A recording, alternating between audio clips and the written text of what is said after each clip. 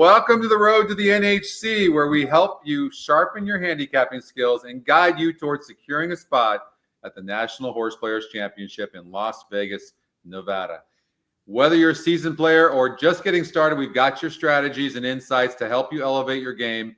And joining me, of course, as usual, 2022 NHC champ, David Harrison, bringing his winning expertise, of course, to the table. And David, it's been a couple of weeks. We took a break, I guess, a well-needed. We had Breeders' Cup, and we were busy this past week. But it really is good to be back, and good to see you as well, brother. Yeah, good morning, Scotty McKeever. How are you, my friend? You're looking good, and we both took a break after Breeders' Cup weekend because I was burnt out. All the work and that you put into the 2-day event, and it's good to take a break as a horse player. It's like a little refresher, and come back and seeing things a little clearly. It's like taking a vacation from work. So sometimes you need that. I do that before the NHC normally, and it's worked pretty well. And you look really refreshed, and you look like a man. You look like a man who is sporting a different look, because I believe you have the look of a double NHC qualifier today. Is that true? That is true. In the last day of Santa Anita on that Sunday, I played in the tournament. I was in the lead much of the way, and then I slipped to fourth, and I thought, okay, well, I missed it. But come to find, I thought you had to be in the top three. But come to find out that I actually got my second seat by getting fourth, and so super pumped about that. You know how bad. That's all I want. It's such a fun event. Yeah, and I love having two entries, as you know. That having two entries, there's nothing like it. There's nothing like it, and you should thank my friend Kenny Seaman, who finished first in that Santa Anita closing day because he was qualified, and the horse player who finished second was also qualified. So they've got to give out 2 seats. So he helped put you over the top. And when I see Kenny in a couple of weeks at Monmouth, I will congratulate him and tell him you got my buddy Scotty in there. Yeah, and good. I appreciate that. What's up, Wes? What's up, Joe? Wes. Yeah, LFG Cali, LFG, and TGIFF. Yeah, that's right. And by the way, so we are covering, if you're new to this, by the way, what we're covering is the feeders first. Okay, so I will show you this. I'll share this tab right here. Let's get this up there. All right, you can see here races 1 through 3 and 2 through 4. This is an $18 play, you guys. So you have to make sure you're a member of the NTRA. Go to ntra.com. It's like $18 to join through February, I think, and then you have to re-up for $50 for a full year. But for $18, you can put in your top plays and your alternate play for races 1 through 3 and 2 through 4 at Aqueduct. We're going to show you races from Gulfstream Park because we have the approval and the live stream there. So. But then if you get in the top 30, 35, whatever it is, depending on how many people are entered, then you will qualify for the NHC event, which is today. That's normally on Fridays a $75 entry, so you can bypass that, save some money, and just get in for the $18. We're here to help you do that. We're here to help you do that. David, I don't know if you know this, but we've had 5 or 6 people qualify for the NHC since we started this show. Yes. I was listening to your opening last night and your weekend preview show. Good show, by the way. And you got me pumped up because you made me realize that it's only a couple of months away, like 4 months to the NHC. 3 months, the tour is over. We're getting there. And, it's holiday season and it really flies going in from now, Thanksgiving through New Year. And before you know it, we'll be in the new year and real close to NHC. So, I'm looking forward to it. Maybe we can get a few other subscribers qualified and have a blast over there. And hopefully one of us will be be doing that speech at the awards dinner on Sunday night. Now, hopefully it's me. I'm starting to prepare my acceptance speech because only 3 months going. But all joking aside, I'm getting pumped up as we get closer. And by the way, who is this guy right here that's in 8th place in the NHC leaderboard? I don't know. And, I had no intention, Scotty, of even going there and getting into this crazy merry-go-round chase of the NHC Tour. But once you try to, you have an early start with the first, with the Silver Sunday. So you have 4,000 points out of right off the bat. And then I'm trying to double qualify, and I had some success, and I've had some more success in this couple of tournaments. And I'm like, and Steve Bick had mentioned this on his show. He says the tour doesn't, you don't choose to follow to chase the tour. The tour chooses you, right? It does. And now I'm locked in. I've really at this point got to go. I want to be in that top 10 because of the cash payout. So. Well, I was in the lead for much of the early year, but and then I got burned out a little bit. I'm in 18th right now down here, but it's still a good showing. I'm happy with that. But yeah, I had a lot of close call finishes, as you know, and there's a structure to this thing where they're going to take your top 7 placings, and so I kept finishing in the money and doing really well in the top 10%, and I still wasn't getting points, and that kind of deflated me a little bit. And I really haven't played at all. And even my 4th place finish on that Santa Anita tournament, I got no points for that.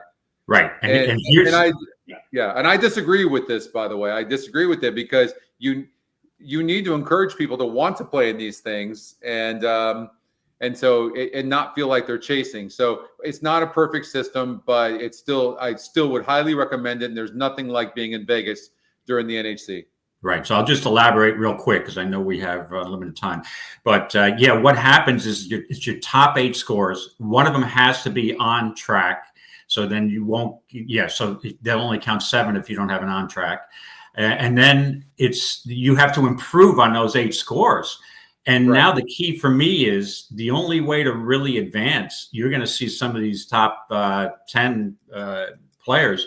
We've got to go to live money contests. On track tour points are a lot more valuable than online. So I'm going to go to Monmouth next month because I'll give you an idea. If you win a tournament, Monmouth, 150 people, you'll get 4,400 points. If you won if you win this NHC today, the qualifier, $75 qualifier, you're number 1, you'll get 3,300 tops. So you get 1,000 more points, and this is really the way to go. So I have no choice now. If I want to keep going, I got to chase a few live events. So I have no problem doing that. Yeah. Good. Hey, Oldie. What's going on, Oldie? All right, you ready to get this going? I'm ready to rock and roll, my friend. Let's get it rolling. All right, let's run this race. So, look, there's no pace in this race, and the 3 could go gate to wire. The EquinEdge long shot, that horse certainly has a look. Why are there no live odds on here? That's weird. Let me refresh. Yeah, I see that. There we go. Sometimes everybody you want to refresh just in case. Are you saying I'm seeing no odds on the 7 horse? Are we? Any idea what the story is with that? That horse isn't scratched, is it? Let's see here. Hold on a second. I still don't have my live odds, Scotty. You don't either, huh? Hold on a second. Oh no, I have them. Yeah, I had to refresh, and it went to race 2. The 7 horse, I don't. Yeah, the 7 is scratched. Thank you, John. Oh yeah, the 7 is scratched. So we haven't done the scratches yet. Hold on. Let me tell Brad that Brad scratches are not updating for Gulfstream Park. I pretty much do this all day long with him. Mm-hmm.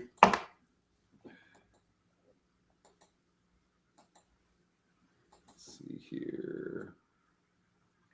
Yeah, I'm just looking at the other scratches. So in the 2nd race, the 1's out. And the 3rd race, the 6 is out.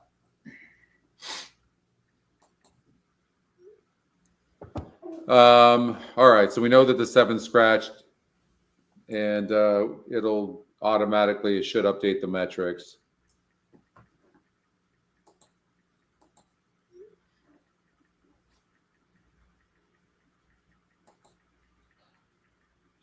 Okay, so we'll just scratch him manually for now. Okay, let's rerun this. That actually, I didn't like the 7 anyways. I felt like the 4 is the favorite right now, but I don't see it. I think that the 3 and this is between the 3 and the 9 in my opinion. Yeah. When I looked at this race, first of all, we got a 5.5 furlong maiden 12.5 claimer on the Tapeta, one of my favorite races at Gulfstream Park. And I thought, the way that I think you have to approach the race is the race to me goes through the 9 commencement. This horse has been racing, this filly's been racing in maiden 25s at Gulfstream, had a little bit of a freshener, and just raced, about a week and a half ago, November 3rd, in a higher class at 25 claimer. So now drops down to 12.5. I mean, the races weren't terrible. You had 2/3 at maiden 25. Now drops down to 12.5, which is a big drop here. So I don't know. You've got to use that horse, in my opinion, but it may be a little chalky. The only other horse that, again, the 3 has speed, right? There's not a lot of speed. The 3 could be on the lead for a while. So it's a usable, a playable horse.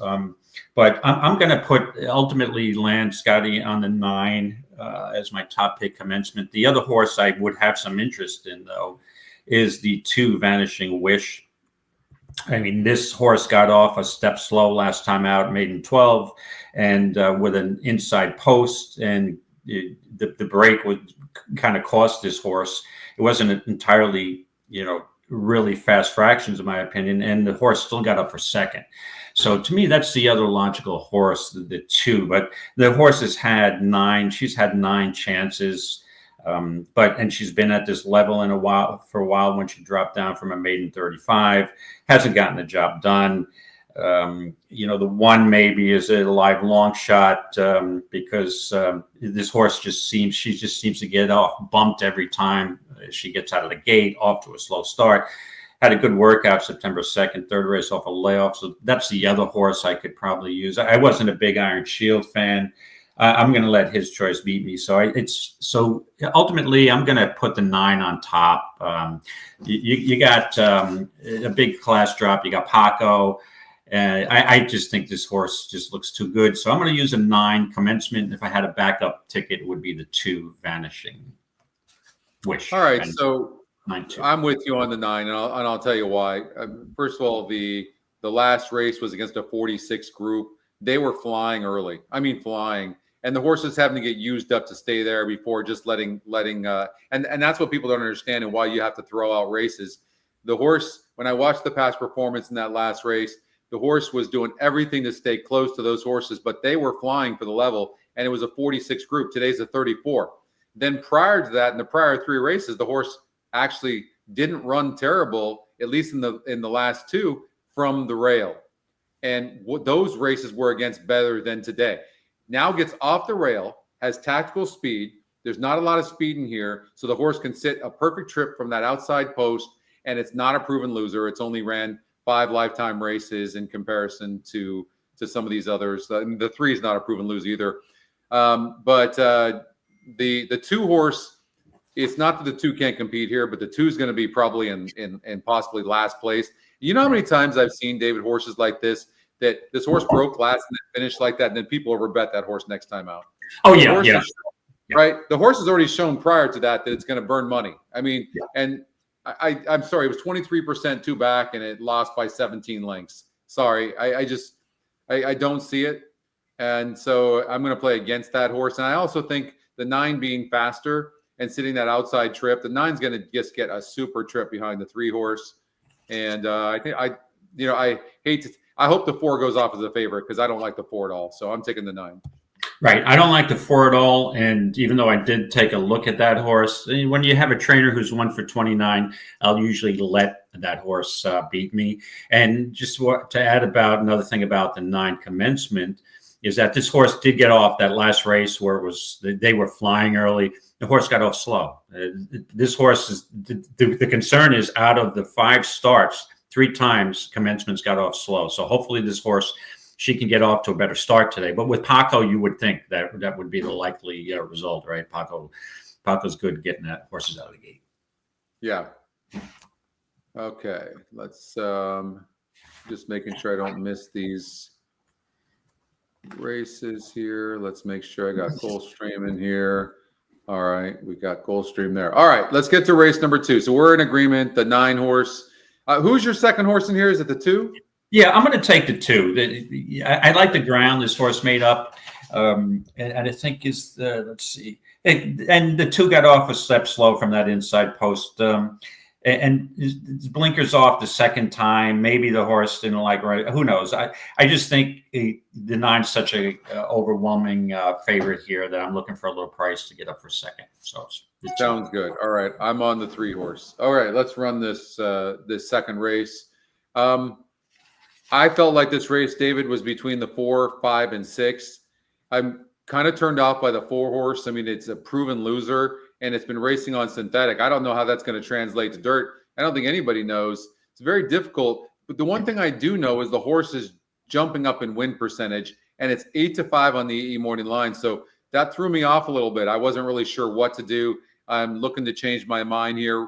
I'm kind of leaning towards the 6 horse Kiki Love, who's 20%, 3-1 EE morning line. But what are you leaning towards? Yeah, we've got this is 7 furlong, 62.50 claimer at 3 and up. So the logical horse here, right, Scotty, is the 4 Crystal Coast off the drop from a 10,000 claimer to a 62.5. This is the cheapest this horse has run. But here's the concern: this horse has been mostly synthetic, sometimes turf, and 2 starts on a dirt track over 2. But it's probably at a level that it can get it done on the dirt. The dirt races way back aren't awful. The workout on November 8th is good, but this horse just seems so logical. But and the other horse I would use, I'm not a big fan of the 6. The trainer is too cold for my taste, and the 5 has got a shot, but it's been at $8,000 claimer, and I just think the 4 has a class edge if she can handle the main track. But again, here we go about loyalty, Scotty, and this horse keeps popping up in feeders and qualifiers, and I'm going to report to you guys, your subscribers, listeners out there, that I'd probably recommend you going with Crystal Coast. However, I can't do that right here because I have a girlfriend here, and her name is Barbara, number 7. Now, Barbara and I go back a long way. We first started dating when she was this sounds a little creepy, as a 3-year-old, but I was only a 4-year-old at the time. But yeah. Well, I mean, in dog years, she would be 21. Yeah, exactly. She'd be legal. Exactly. But the thing is with this horse, sometimes as a horse player, when you have success using a horse, you feel that loyalty. And when this horse comes, closing down the stretch at 15-1 and I don't have her, I'm going to be sick. So I am going to use Barbara. She got me into the NHC last year at 40-1. She finished second. And at the Silver Sunday, she finished second at 65-1 or 60-1. And I needed her to win because I was pretty far back. This was on a Sunday. And actually, no, it was Saturday. I needed points. And I'm like, oh, Barbara's running. I got to play her. So I'm playing Barbara as you could say hunch play, but to me, it's more loyalty. This horse, she does drop to her lowest level that she's run before too. And it's 7 furlongs. I'm not sure she wants to go that distance. They're trying everything with this horse. She's been around got 50 starts, and so it's a reach. But at this level, and then she's not far off. She lost 2 back by 2.5, 2 3/4 lengths. She had a neck loss at 37-1 on April 5th. So it's a weak field. And if Crystal Coast is not the same horse and doesn't really take to the main track, got a shot. So for me, I advise everybody else to play the 4. I'm playing 7 over the 4 for me. Let me ask a question. What's wrong with the 6 horse? I mean, the 6 horse broke from the rail last time out, and they were dueling. There was only 3 horses in the race. The time before that was against a 60 group. Throw that race out, 4% to win. The time before that was against a 58 group. I mean, if you throw out the race 2 back, Mhm. how is this? And this horse has got 6 wins in 27 races. Like, I know you didn't really care for the trainer, but how is this horse not the horse to beat? Oh, I agree. I see your point. On July 14th, Scotty, this horse won at 7 at 62.5. So the horse is, and was claimed for 5,000. So the horse has had success. But here's the thing. The last race was a sloppy track on that second place finish. And it's a 3-horse field. So anytime a horse comes out of a 3-horse field, I just, kind of fade that race. And if you notice, this horse now has a trainer change. We go from Romero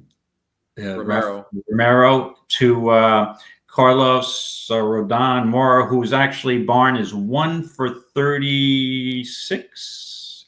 That's the one thing that turns me off, Scotty. If a trainer is that cold, I'll usually fade the horse a bit. And in this case, since I have a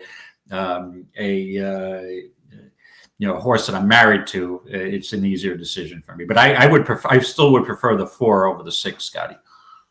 Personally. All right, so you're going out of loyalty. You're going with the 7-horse Barbara. Right, and I would use the 4. I wonder if she's going to be just as loyal to you as you are being to her, David. I don't know. You know how women are. They're very flighty. Oops, I better watch what I say. Some of them can be flighty. And Barbara and I have had a rocky relationship recently, but and that's the thing. You as a horse player, if I'm sitting there on a Sunday and you're close to the final table and damn Barbara's running in a Gulfstream race, do you at 30-1, if that horse ends up winning, you know what I mean? It just kind of messes. So and again, what about the 2-horse Deborah Warrior, who won last time out? And by the way, Carlos Mora is the trainer of Deborah Warrior. Right, and actually, that's the one win at the meet, I guess. Right, 1 for 34, and that horse won on sloppy track at 8-1. Maybe for first slop, but if I don't like the other horse by this trainer, I'm not going to like this horse. And I don't know if it's a sloppy track, but look, this horse has been just spitting the bit out going on the synthetic, and all of a sudden gets to the dirt and wins. It was only 2 other horses though. Yeah, that was a pitiful race, obviously. So, and of course, you get the 8-1 shot right in a 3-horse field. yeah. I mean, this is a tough race. How can you take a horse that has 5 wins in 46 races, has never run good on the dirt, hasn't run on the dirt in like 2 or 3 years? How do you do it? 31%, 81%. I can't do it. I just cannot. I have to take the 6 horse. I'm going to stick with it. That was my original thought. So I'm just going to stick with the 6. She's Spiteful. What about She's Spiteful? This horse has 3 wins and 8 tries. I wouldn't say this is a money burner. It has actually 2 wins in the last 4 races. I mean, that resume in the last 6 months is much better than any of these in here. Oh yeah, and its second race off a layoff, so she probably needed that last start. She's won on the main track. Now she's back to the main track. The only question I would have about her, Scotty, and why I faded her over the 4 is the distance. She looks like more of a 5.5, 6 furlong horse to me. I could be wrong. These Speightsters, sometimes they're pure sprinters. So anything over 6 furlongs, some of them don't get. And so that's a concern. So that's why I faded. It's the 7 furlong distance, which is kind of I will say this for those of you that are trying to make a decision. When you are looking at a horse that's been running other surfaces, I mean, obviously make sure the GSR is somewhat competitive with the field, but you look for horses that are showing some sort of speed or tactical speed going longer and then cutting back. These horses will do better at 7 furlongs than, let's just say, a horse that's been running at 5.5 or 6 furlongs a lot of times, because you need that stamina to be able to get 7/8. Hey, Mike, what's going on? What's up, Ross? Hey, what's up, Trish? What's up, Crypto and Willie? How are you guys doing? Hey, Willie. Hey, Crypto. We're on race number 2 at Gulfstream Park, as you can see. Mike in the house. What's going on? Thank you, Mike. This is an interesting horse as well. It's the EquinEdge second pick, 8-5 on the odds makers morning line. Maybe we're overlooking this horse. I mean, because the 4 and the 6 are in here, you could get 3 or 4 to 1 on this horse possibly. On the 5? Yeah. I would think more of 2 to 1, 5 to 2 range, but we can throw. Listen, we can throw out the last race. Clearly, first of all, it was on synthetic. Well, no, the horses run on synthetic. I don't know. I mean, it's the first race off the layoff. Let's see. The trainer is 0 for 9, second off the claim. 0 for 9 first race back, and let's see, and then 0 for 8 second race back. Well, that's not. It's not exactly endorsing, is it? Not particularly, but in the horses, in her defense, I mean, usually horses need a race off a layoff, even though it wasn't a long layoff, maybe a little better a second time out. But again, my main concern with her is the 7 furlong distance. So that's why I faded her. Wow. Well, I mean, maybe just by default, it puts the horse in the winner's circle. And so your only reason for not liking the 6, because on paper it looks like the 6 is the horse to beat, is the trainer, correct? And 2 things comes out of the 3-horse race, where the other half of the trainer's other entry won the race, which was a little skeptical to me, and the trainer. Anytime I see a trainer at 1 for 30 something at the meet, I'm going to usually fade it unless there's nothing else in the race that I like. So it's not a total deal killer in 100% of the cases for me, but. I mean, I'll give you an example. Belmont's barn is cold now, so I kind of fade any horses that are dropping down, especially with bot. So I'm, that's what I do normally in my course of horse playing. So I'll fade both of those horses that trainer has in this race. Should we, considering the 4, 5, and 6 are going to go off at such low odds, all 3 of them essentially, should we be doing something like this and then looking at one of these horses? Is that what we should be doing in this race? Because, I mean, maybe we're overthinking this race. Maybe you have to take a look at a horse like the 2-horse Deborah Warrior, more, or what about Drills Valentine, who had a 33 GSR last time out, gets back to a 43, ran a decent 3rd place finish against a similar group, 3 back. Yeah, no speed whatsoever. To me, that horse, she is and a 7-year-old horse, hasn't been out in a while. Another trainer change. She's a total toss, in my opinion. Total toss. Okay, well, I guess I'm going to stick with the 6. Okay, so I'm going to lock you in. The 6 for Scotty, and for me, it's the 7 Barbara. My loyalty issue, and the 4 Crystal Coast. So whatever I would recommend you play Crystal Coast. Give me a better price on my 7 Barbara. Thank you. Okay, let's see here. Let's refresh this. The 7's still there. The scratch is there. Okay, the scratch showed up.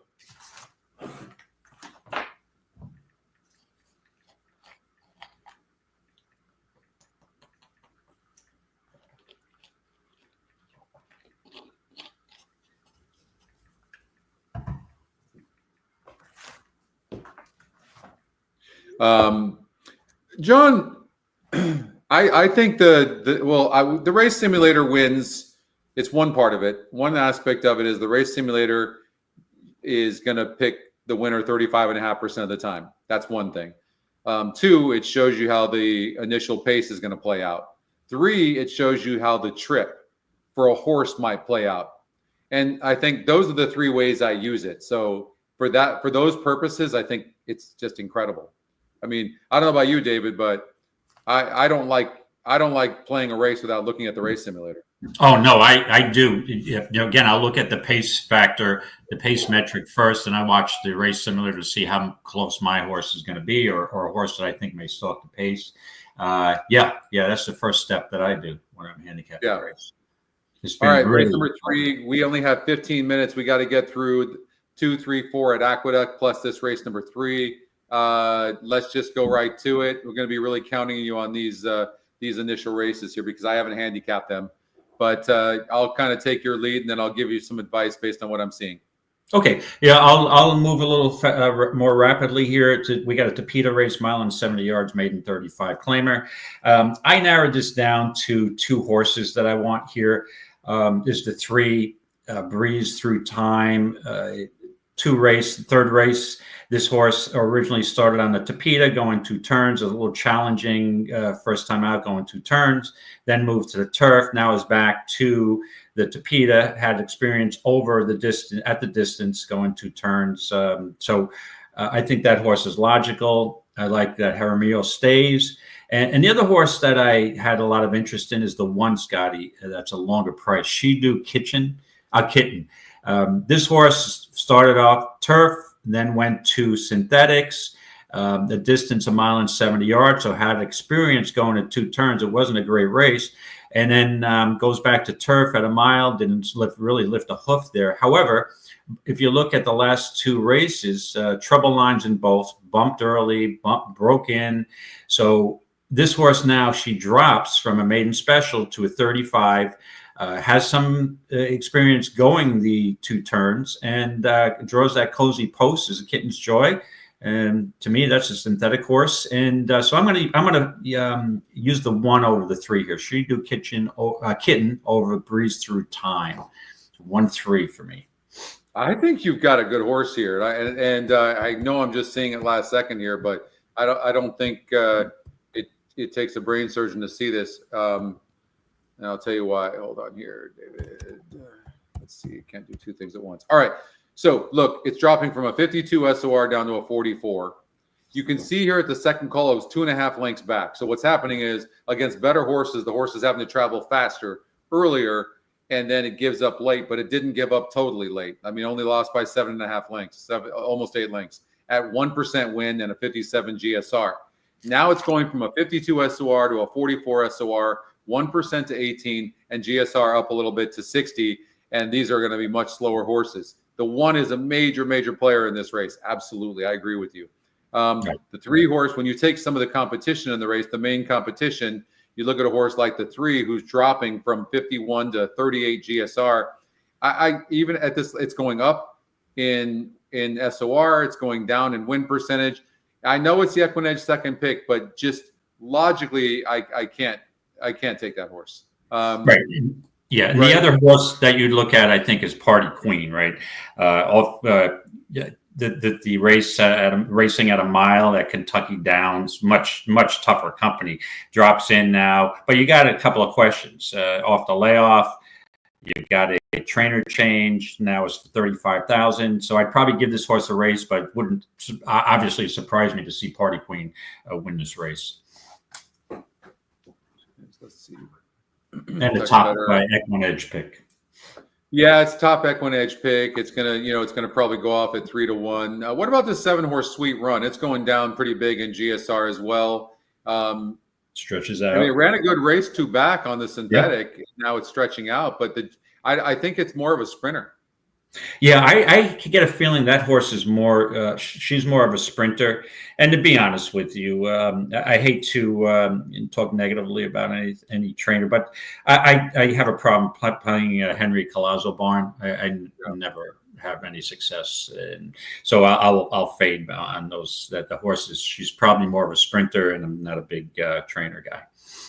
The connections here on the 5 horse Bingo Baby are pretty freaking good. Paco Lopez, D'Angelo. D'Angelo is 11% with first-time starters. It's just the GSR is so freaking low. What do we do here? Yeah, you got Paco, first time going on the Tapeta for a 35 claimer. This horse doesn't have to be a lot. I mean, she doesn't have to have a ton of ability to win first time out, but I'd like to give these horses one start over the track, but wouldn't surprise me. It's a definite contender. And the last one we need to cover is this 4 horse See You in My Dreams. And this one faced better. It was a pretty tough $25,000 claimer. It's actually going up in class. Just goes to show you, you need the SOR. I mentioned this yesterday. So it's facing easier. The win percentage goes up and the GSR goes up. On paper, this horse doesn't look all that, but it's 7 to 2 EE morning line. This horse could be a player in this race. Another one that wouldn't shock me, and you got Gonzalez picking up the amount, 25% jock. So, yeah, there's a couple of contenders in here. Yep. And the horse has a lot of speed. It's the top pace number, but I don't think it has to have the lead, but it could have the lead. For me, I'll tell you what, I'm gonna take the 4 horse over the 1. Okay, so Scotty's on the 4. And then you're using my 1 for second. Okay, 4-1 for Scotty, 1-3 for me. Okay. If I'm doing a pick 5 here, starting in race number 1, I'm just using the 1, 4, and 8. That's it. That's it. 1, those 3 horses. 4, and 8. You're not giving my 3 any love? I just can't get down with the drop in GSR. It was a decent race last time out. You know, I was thinking about this morning when I was handicapping. There's 2 jockeys in this circuit that you always have to pay attention to because you don't know what they're going to do on the lead, and that's Jaramillo and that's Paco. And so I think it's important that every time you look at what they are on to see how they're going to affect the race, either way, whether they can win or not, they're usually going to get their horses out there somewhere. And let's just say there's 3 horses that look like they're going to contend for the lead on the simulator, and I would take Paco to get that lead, right? He just is so good, and so is Jaramillo getting a horse out of the gate. You know, Jaramillo being aboard this horse, I think we've already seen that. He's been aboard this horse twice and lost. He improved last time out, but that was an easier group. Now he's facing tougher, and the win percentage drops. The GSR drops. Nah. I mean, he lost by 11 lengths in that race, 2 back. Yeah, he's going to probably get a better break here, but I don't know. I can't get down with this horse. I think there's some better horses in here. I'm a little worried about the 5 horse, but I'm kind of guess that this 5 horse doesn't really have a lot of speed, and I prefer Paco on something that has some speed. So I will stick with the 4 horse to win the race over the 1 over the 8. I really like your 1. I think you got a good shot with that 1. So I hope so. Yep, I think so. Okay, we've got 8 minutes. Okay, we got to pump through 3 races. You might as well just go. Well, good thing it's the big A, so I can easily. I'm well prepared. So race 2, we got a 35,000 beaten claimer going a mile for horses that I know quite well. And the first thing that strikes me here, Scotty, is the 3 Certified Lover has a big pace factor advantage, right? The pace metric is a 77. The next nearest is a 57. And the horse drops down, blinkers off. Blinkers on didn't work so well last time. The horse just totally stopped. This horse has won 2 races at the distance, has won a race over the track. 35,000 level is probably the good spot for this horse. It was claimed for 35. Toscano is a good trainer down there. So it's a logical horse, but I probably would go for a little bit of a better price. Actually, I was kind of bummed when I saw the late scratch of the 2 whiskey and soda. Linda Rice, that was going to be my play. Linda Rice off the claim, 26%, and we've seen that move so many times. But I'm not a big fan of OP Firecracker. You know, I'm not a big 2 for 30. This horse is probably going to be right there. It doesn't have a lot of speed. So the horse that I'm going to ultimately land on here, Scotty, is the 4 Principe d'Oro. I just hope this horse can stay close enough to Certified Lover Boy. To me, it's one of the 2. I don't like Chelino off the big drop. That's not Linda's usual move. She's better off the claim or moving up in class. Obviously, the 7 can win, but I think the 4 can hopefully stay a little closer to the pace. And I don't trust Certified Lover Boy 100%, but she's Certified Lover Boy's got the pace advantage. So I landed on 4 as my top pick here, even though moving up a little bit in class off a 2nd, which is sometimes a good sign. Rosario needs to keep this horse a little closer, and we've seen that not work so many times before, or sometimes before. So I'm going to take a shot with the 4 over the 3. So Principe d'Oro over Certified Lover Boy. All right. So just real quickly from what I can see here, the 7 looks like a player 2nd off the layoff for Linda Rice. You got Irad Ortiz aboard.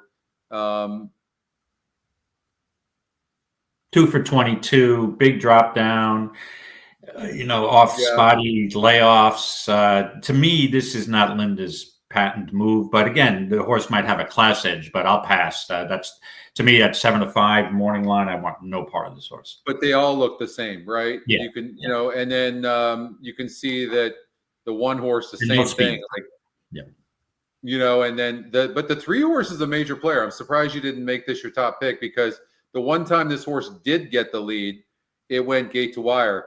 Although it did stop here, didn't it? I mean, it had the lead for a moment and then gave it up. So it hasn't been able to get the lead in the last 3 races. So I don't know what happened here, but it does. We are projecting. They added blinkers here, and maybe the horse didn't like the blinkers. Let's see if they take it off. Yeah, they took the blinkers off this horse. So maybe they took the blinkers off. Naturally, the horse should get the lead. And if it doesn't get the lead, so if it does get the lead, it could win this race. It's 2-1 right now. So, but if it doesn't get the lead, then, I mean, the race just looks wide open. Even the 6 is getting bet, but the 6 is in last on the race simulator. So it looks like a tough race. I have no opinion in the short time I handicapped this. So David's got the 4. All right, let's go. We have 4 minutes. Okay. Yep. The third race, we got a mile and 16th on inner turf. And the one thing I'll point out, Scotty, about the turf, the weather in New York has been dry as a bone. It's like a drought warning. There's brush fires going on in the area. So what does it mean? It means that I want speed on the turf course generally, because yesterday, if you look, outside was, I think you have to be 1 or 2 or 3 turning for home. And I just don't think dead stone closers on this turf, on this hard turf course, it works at this point. So the horses that have the speed are Spooky Lady, the 2, which I'm not totally confident in at 2 for 26. And the other horse I'm liking is Being Betty. 2 back, this horse went wire to wire at a mile and 16th on the inner course from the rail. And that was a competitive field of 12 horses at 8-1. Comes back. That was this now the third race off a layoff. Maybe needed the second race. Maybe the first race took a little bit out of her. She bumped at the break. So the 8 would be my preference over the 2 for speed. But I'm going to try to get the 6 Burnt Again on top, a little bit of a price. This horse has won 2 races on the turf course. Hasn't won at on this particular course. However, I think this horse can stay close enough to the pace. That is the key here. So if the 6 can rate off the speed of the 2 and the 8 and stay within a couple of lengths, I think turning for home, this horse may have enough to get up to beat the speed. So I'm going to use the 6 over the 8 here. Burnt Again over the 8, Being Betty. 6-8. All right, 6-8 for David. From what I can see, I'm all over the 1. Look, this horse was claimed by Bill Morey for 40,000 2 back. Look at the GSR; it went up. If you look at the GSR tab, I mean, this horse wants turf, gets turf, and it moved up from a 48 to a 58 group, won by 2 lengths. He's got this horse doing really well. The main competitor for me is the 3 horse, but the 3 is coming from so far back. That gives a huge advantage. The 1 horse is going to save ground from the inside. I'm on the 1. You're on the 1. So I'm going to lock you in, Scotty, on the 1. And we have 2 minutes, so I'm going to make it quick. The 4th race, a maiden 30 claimer. Somebody had an axiom that I've heard as a horse, as an analyst: bad horses win bad races. So let's look for a bad horse. This is a weak, the bottom of the barrel maiden claimer, 30,000. And I'm all over a long shot here. This time, yes, the number 4. Wanted no part of the mile and an 1/8 at maiden 20. No way this horse was ready. This horse got off bad, and this horse twice was bumped start, pinch back. So 3 out of 4 starts, he had a bad start. Blinkers on today. These are not any world beaters in here by any stretch of the imagination. And if you look at that dirt race on January 18th, a 4th place finish is not awful at 54-1 in a 10-horse field. Maybe this horse can run a little bit. There's no runners in here. So I'm going to take a long shot with the 4. And the next logical horse to me is the 2 Tom's Chicken Fingers. Blinkers on, second race off a layoff. The horse looks quite logical. So it's 4-2 for me in the 4th at Aqueduct. That's my long shot of the feeders. Okay. You're not beating the 7 horse. And I'll tell you why. Throw out the turf experiment last time out. That was a 48 GSR that dropped 19 points. Prior to that, if you look where the horse was, it was 2 lengths back at the second call. Here it was 6 lengths back against much better, and before giving up late. And the GSR goes up to 61. It's going from facing a 52 group here, 48 group, 50 here, 48 here, down to a 44. Much easier group, draws a good post. The race simulator has the horse winning by almost 3 lengths. I just think this horse is gone. So I think the 7 wins by 5 lengths. Okay. Scotty, I don't share your optimism. I don't believe this horse can run, and I don't want Mott. Mott wants no part of a $30,000 claimer, so they're just trying to get rid of the horse. You could be right, but I'm gonna go with the 7. I don't see this horse getting beat at all. The other horse, if I had to choose another horse, it would be the 2. 7-2 for Scotty. All right. Yep. 7-2. All right. Gulfstream Park.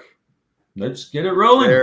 We timed this thing pretty darn good. I was going to say, if it's 12:20, we should have no problem with the Gulfstream Park. 12:27 maybe first post there. Yep. 12:20, and what time is it right now? 12:21. Listen. The 9 is 1-2. Like I would change my play.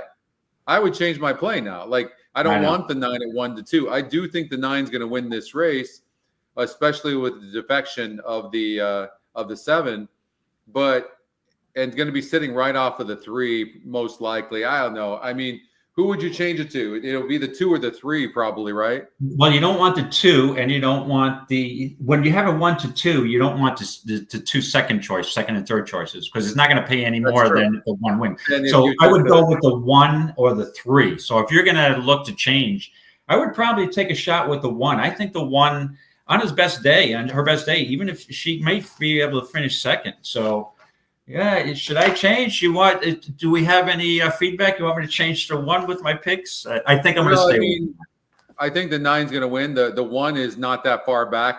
For me, the 3 is going to have the lead. I would probably take the 3 horse over the 1, but because the 3's only had 5 races, and I think this horse has a fighting look being on the lead. And if the 9 breaks slow for any reason, it's not a great breaker, then the 3 could be very scary on the lead.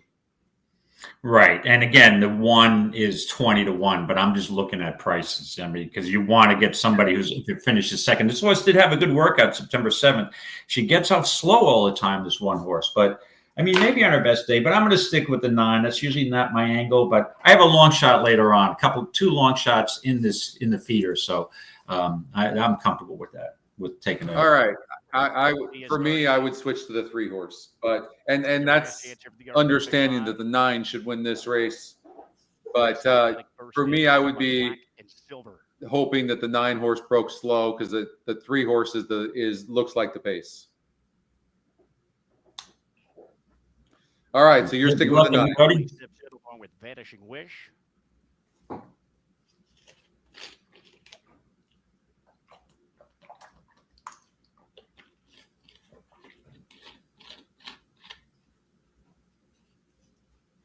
His choice nailed in, along with Uncaptured Skeet, just 2 left to load for the opener.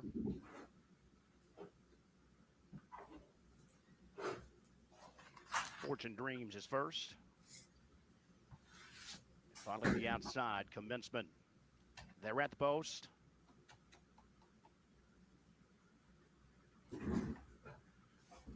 And they are off and racing on a Friday afternoon from Gulfstream. Uncaptured Skeet fired well from the outside. Miss Athletic will move through down at the inside with His Choice running alongside as they make their way midway across the backstretch and towards the far turn. And His Choice move on through there in the center of the track. Uncaptured Skeet to our outside in second. The favorite Commencement is a 3-wide third with Miss Athletic final to begin fourth. Tight traffic, Fortune Dreams fifth. That's Little Carly to our outside of the 6th spot. She's 2.5 off the top. Vanishing Wish dead at the inside and far back to the long shot, Black and Silver. The quarter was contested here, 23-1. It's His Choice under steady pressure from the favorite Commencement. Miss Athletic will make it a 3 across tussle dead at the inside. So those 3 on even terms as they race towards the top of the stretch. Miss Athletic tries to move through dead at the inside. His Choice battles out of between fillies. Commencement rolling up over the top with Vanishing Wish starting to thread to the far outside as they move into mid-stretch now. Commencement, the favorite, strikes a lead. Vanishing Wish rolls up at the far outside. That's His Choice in between third. Close to home. Paco asking Commencement. Here's Vanishing Wish with the late lunge, but it is Commencement there at the inside. Commencement holds. Didn't win by much. You sweated it out. It actually drifted up to 4-5. Not awful, but you'll get more of a price. on the No, win for place sure. and on the 2, right? So 9-2, I had the exacta, but yeah, I mean, it's not giving you much. The prohibitive favorite over the second choice. So, How about we look at Laurel Park real quickly, as they're almost at the gate, and we'll run this race just to mix it up a little bit and show some live racing. Okay. Sure. And we have a little All right. bit of time on our side now, so we got through these feeds. So. We've got 14 minutes before race number 2, and then we're going to show you which races make up the qualifier, and we'll get out to there. Right now, it's looking like it's all the 2 and the 5 that they're loading. The 3 horse is first time starter at 29%, and it's closing.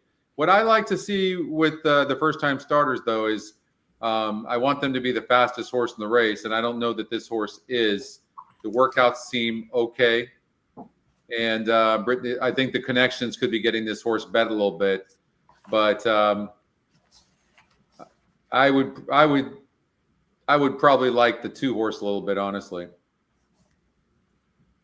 Fear Nothing. Yeah.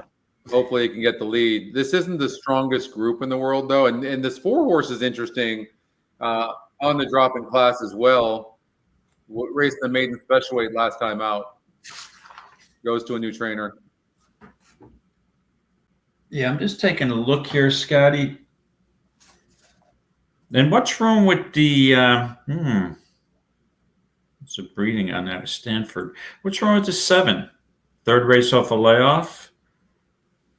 Drops from a maiden 37.5 claimer. But the horse was 4-5 last time out. Set for life. Didn't seem to have any issues. It looks like it's the type of horse that needs the lead. I think you're going to see a lot of speed in here, which could set it up for the 3 horse than the first time starter.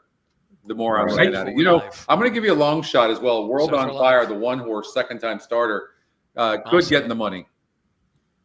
Yeah, I think I would take a shot with the 7.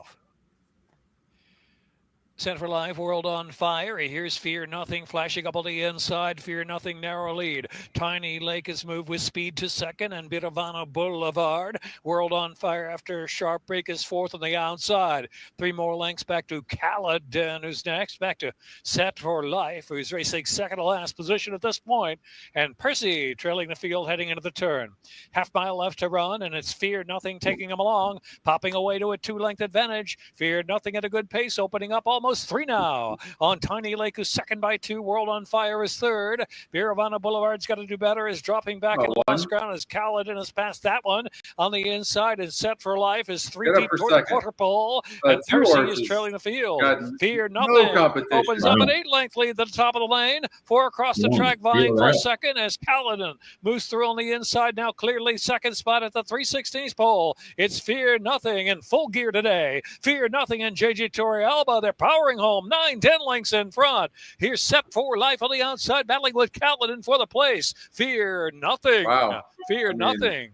Impressive the score by 10. That was an impressive score. That was an easy, impressive win in a $20,000 claimer. Right. Yeah, we got the exacta. You had the 2, I had the 7. There you go. Yeah. All right. Let's do that the rest of the day. Okay, that'll work for me. Okay. How about we look at let's look at the qualifier now. All right, let me show this tab here. Okay, so it starts at Aqueduct race number 6, goes to Aqueduct race number 7. So there's 10 races. Then goes to Gulfstream Park race 7, then back to Aqueduct race 8, then Laurel Park race number 8, then Gulfstream Park 8, back to Aqueduct race number 9 to finish off that card, then Laurel Park race number 9 to finish off that card, and then hits up Delmar race number 4 and number 5. There's 10 races there. You can see the starting time for the first leg. This is a pick and pray, so you have to have all of your 10 plays in ahead of time and your alternates, and you can see 2:40. So we have till 2:40 Eastern time to have in our plays. Okay, David. So make sure you're on time. You don't make us late, okay? Because you're known for that. Who, me? Yeah, Mike. Have you been talking to my wife on the side? Yeah. Is she giving you some feedback on my my late habits? Yes. I feel very bad for her. Yes, I don't blame you. All right. So we have the 6th race at Aqueduct. This is a good races normally during the winter I key on. The 7 furlong, $25,000 beaten claimers 3 and up. These are old, victims here, and I know these horses quite well.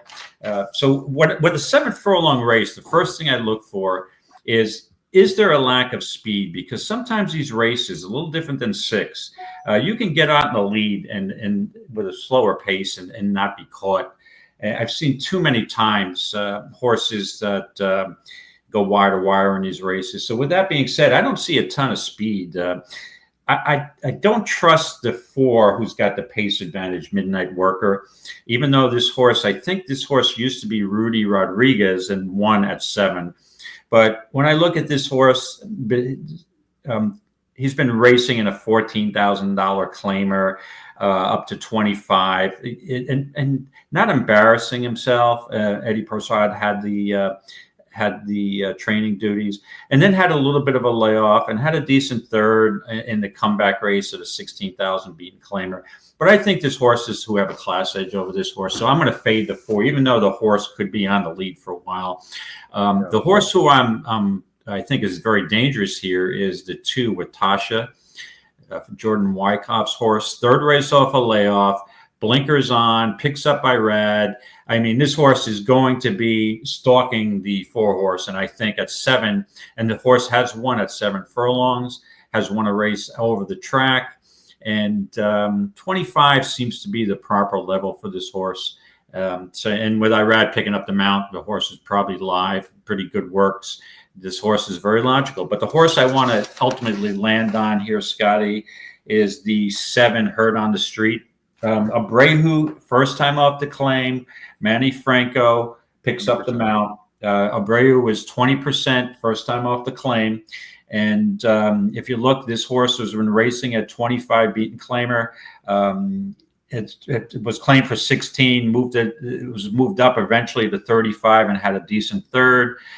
Lost to 2 for charging, but I think off the claim and going back out and staying close to the pace at 7, that this horse is live. So off the claim and Manny Franco on, I'm going to land on the 7 here with a slight edge over the 2. So it would be 7 Herd on the Street or over the 2 Watasha. And if I had 2 entries, I'd use 1 on 1 and 1 on the other. How'd you see the race, Scotty? Well, I didn't handicap it, so I'm doing it with you right now. Abreu also has the 5 horse, who on paper is your logical favorite. Right. And did you look closely at this horse? Flavian Pratt jumps back aboard. He's been aboard the last 3 races with a win and a 2nd. I'm not really sure what happened. The horse went on a bit of a layoff 2 back and lost. That's just goes to show you have to forgive races. He was also climbing over horses last time out, like suggesting that maybe he had a lot of horse. I don't know. When you look at that, when I see stuff like that, like climbing on top of horses, it did draw the rail. And so, I mean, usually, for lack of a better word, it's not really a smart horse that's climbing, like stay patient and sit. It seems to draw better here. I don't think it will have to worry about the trip it's going to get. There seems to be some speed. I could see this horse getting a good trip, and it seemed to have a lot of horse last time. Yeah, Scotty, the 5 is obviously the logical favorite. And if you look at the July 18th race, that was a speed favoring day early in the meet at Saratoga. And that was the Wilson Shoot, the one mile race into that turn. Tricky race. And you have a 10 horse field and it had the 10 post. That's a total throw. This horse, Pratt realized the horse had an impossible post, tried to get the lead, and then looks like it was like, okay, that's it. I'm packing it in. I'm not going to use this horse. And then off the layoff, drops down to a proper 7 furlong spot. Logical favorite, right? However, I'm concerned with the lack of speed. I don't know if there's enough pace in this race for this horse to get the job done. So, and if you look in the last race where 2 for Charging finished 2nd, Herd on the Street finished 3rd. And I think Herd on the Street has a little more positional speed. And with the lack of pace here, I would give the 7 a slight edge over the 5, 2 for Charging. that's where I decided to land on the 7. Just the fact that the race is not have a lot of pace, and the 7 can stay closer, in my opinion. Yeah, Watasha, I know you made this horse your second pick, but this horse is going from 8% to 27%. The GSR goes up, facing similar. It drew the rail the last time out. Now it's drawn inside post the last 5 races. I'm trying to envision this trip right now with this horse, because if you look at the first call, the 1's pretty fast, probably going to send from the inside, but the 7 and the 8 are faster. The 3 could be pressing on the 4's faster, the 3's faster. So the 2 might not get a great trip on the inside. So for that reason, I would probably lean more towards a horse like the 5. But I think your 7 horse makes a lot of sense. What about the 8? Yeah, well, the 8. Yeah, no, the 8's a big contender. I mean, if you look at this horse's morning line 9-2, Jamie Ness has shipped in and had a winner already at this meet. And no, just live. I usually fade these shippers, but if you look back, the horse did race at Belmont at Aqueduct, the maiden 35 claimer against these same horses, and did lose to both the Herd on the Street and the 5-2 for charging. So I think those horses may be a little better than the 8. I worry a little bit about the 7 horse's ability, or the 8 horse's ability to get this 7/8. It takes some stamina. I actually think it's easy to go 8 furlongs than it is 7, because you get a mixture of horses that have stamina, that have gone longer, and you get some of the sprinters that are fast, right? And you can see here in this race where this horse stopped, whereas here they had time to just go a little bit easier. Plus, it was an easier group last time out. The win percentage drops, the GSR drops. I want to play against the 8. I'm actually leaning between the 5 and the 7. I think that Abreu's holding all the cards here. I think Franco's going to sit a better trip than because the 8's going to go, the 4 is going to go, the 2 is going to go. So if you look at the 7 is the one that sets a tactical trip the entire time. Makes a lot of sense. I'm on the 5-7-7-5. I have 2 entries, so I'll probably do 1 for each. Probably, I really can't choose between them. So I'm going to say. And I would also like to add, Scotty, that I am concerned, and it wouldn't shock me if the 8 got the lead from the outside post and was in Wire's field. But yeah, the thing is, there's not a lot of pace, and I've seen it too many times. But because this horse did stop at 7, I don't believe there was a lot of speed that day on September 20th either, and got beat by both the 5 and the 7 who were in this race. I'm going to bet that it happens again. Here's the thing, though. The 4 is going to press this 8 from the inside, but the 4 is going to press. So correct. That right there alone, as long as they both, the 4 breaks good, then that really is going to hurt the 8's chances. I have to play against the 8 for that reason. And that just sets the race up for the 5 and the 7. I will say this. If the 2 horse gets a good trip from the inside, if it actually, in fact, gets the trip and trips out, then with Irad, and Irad is one of the best. The 2 could win this race. I mean, I wouldn't be surprised. I mean, look at the win percentage going way up, and draws Irad. So if I'm playing a pick 6 or a pick 5, or I'd be only using the 5, 7, and 2. So I don't know. It's a game time decision for me, because getting Irad on a horse that maybe might go up at 4 or 5-1 is intriguing to me. I agree. Right. Aqueduct, let me see here. They are still parading around the gate here. So we've got about a minute to post. So do you want to wait for that race to go? Yeah, let's go out there. Okay. We obviously can't show it, but we can certainly talk about it. You have the 4 horse. I didn't have a pick in here. You're going for this 9-1 shot. Rooting for you on there. I'm going to turn up the volume, but we've got about a minute or 2 before the race goes off. But so we can discuss it. So the 1 horse is the EquinEdge top pick. Was there a reason why you didn't like OP Firecracker? What was your biggest concern? Yeah, I'm not a big fan of the rail post going a mile there. This horse, even though this horse doesn't have much speed, And 2 for 20. I mean, 30, what's at 2 for 30. 2 for 30. Correct. Yes, that's even better. That's worse odds. Yeah. This horse doesn't have the winning profile. I mean, could I see this horse running a good race and getting second or third? Yeah. But I think looking at the odds board as it is right now with the 7, 4 to 5. Maybe they got the word on Linda Rice that horse can still run. But the 4 at 9 to 1, I like those odds. I much prefer the 4 at 9 now 10 to 1 than the 1 at 4 to 1. So. I'm looking at the 3 horse a little bit closer. They tried blinkers last time out. That didn't work. And it's been facing better horses. The only concern I have a little bit about this horse is its ability to rate. But on the drop-in class, sometimes these horses show that ability. The 3 is going to be probably on the lead. You talked about this horse earlier. Yeah. With the blinkers off, I'm kind of leaning towards the 3 horse. Yeah, I think that's my other pick, and I think the 3 will be on the lead for a long time. But I'll just add, I think the 7 is obviously over bet. But again, it's IRAD money, and that's what they do in New York. They're just going to over bet IRAD in every race. So we'll see how this horse can still run. Yeah. All right, 3 out. They're going into the gate. I'll turn the volume up. Good luck, everybody. Good luck, everybody. I just hope Joel, every time I bet Joel, I think that he's going to be closer to the pace this race. He's usually dead last. So I need that 4 to be at least 3 or 4 lengths behind out of the gate. No more than that. They're off. Or they're going off.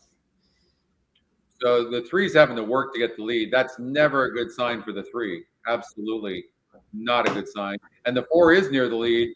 In fact, contending for the lead. Now in second place, the 3 is in the lead, Certified Lover Boy, who ended up getting off at 2 to 1, only by a neck over the 4 horse, David's horse, who went off at 11 to 1, Principe de Oro. And no one else really seem to be running. Victor's Valiant, the 6 horse on the inside, is moving okay. The 5 horse is dead last. It isn't running a lick. The 7 horse on the outside under IRAD seems to be running fairly easily. The first quarter mile was about 23 seconds flat. That's pretty quick. Yeah, and they didn't slow down, 45 and 4. So, and the 3 seems to be pulling away from the 4 a little bit, David, from what I can see. 7 is already all out. You can see IRAD asking. The 1 is all out. The 4, the 6, and the 5 are doing nothing in the back. It's going to take some beating to beat this 3. Your 4 is running good. Like, come on, 4. Principe de Oro, 11 to 1. Coming up on the 3 horse right now. It's a 2 horse race. That's okay. I have the exacta, but I prefer the 4 on top. Well, you got it. No, it's done. Come on, 4. Fastest 3. Come on, Joel. 1 time for David. Get up. 3 stretch down the stretch, neck and neck right now. 4 on the outside, 11 to 1. Gonna get there. Pulls it no, it's ahead, Bob. 3's coming back. 4's gonna get it by a nice neck. Exacta. Nice exacta. Nicely done. Yes. Great call. And I'm sure that no one's going to be phoning me to be the next race caller of Aqueduct. No, I have to tell you again. Everybody's got a learning curve, but that was a little brutal, to be honest with you. What was that? I know. I tried. Hey. Look, I mean, they can't see the screen. You got to, they're counting on me. Exactly.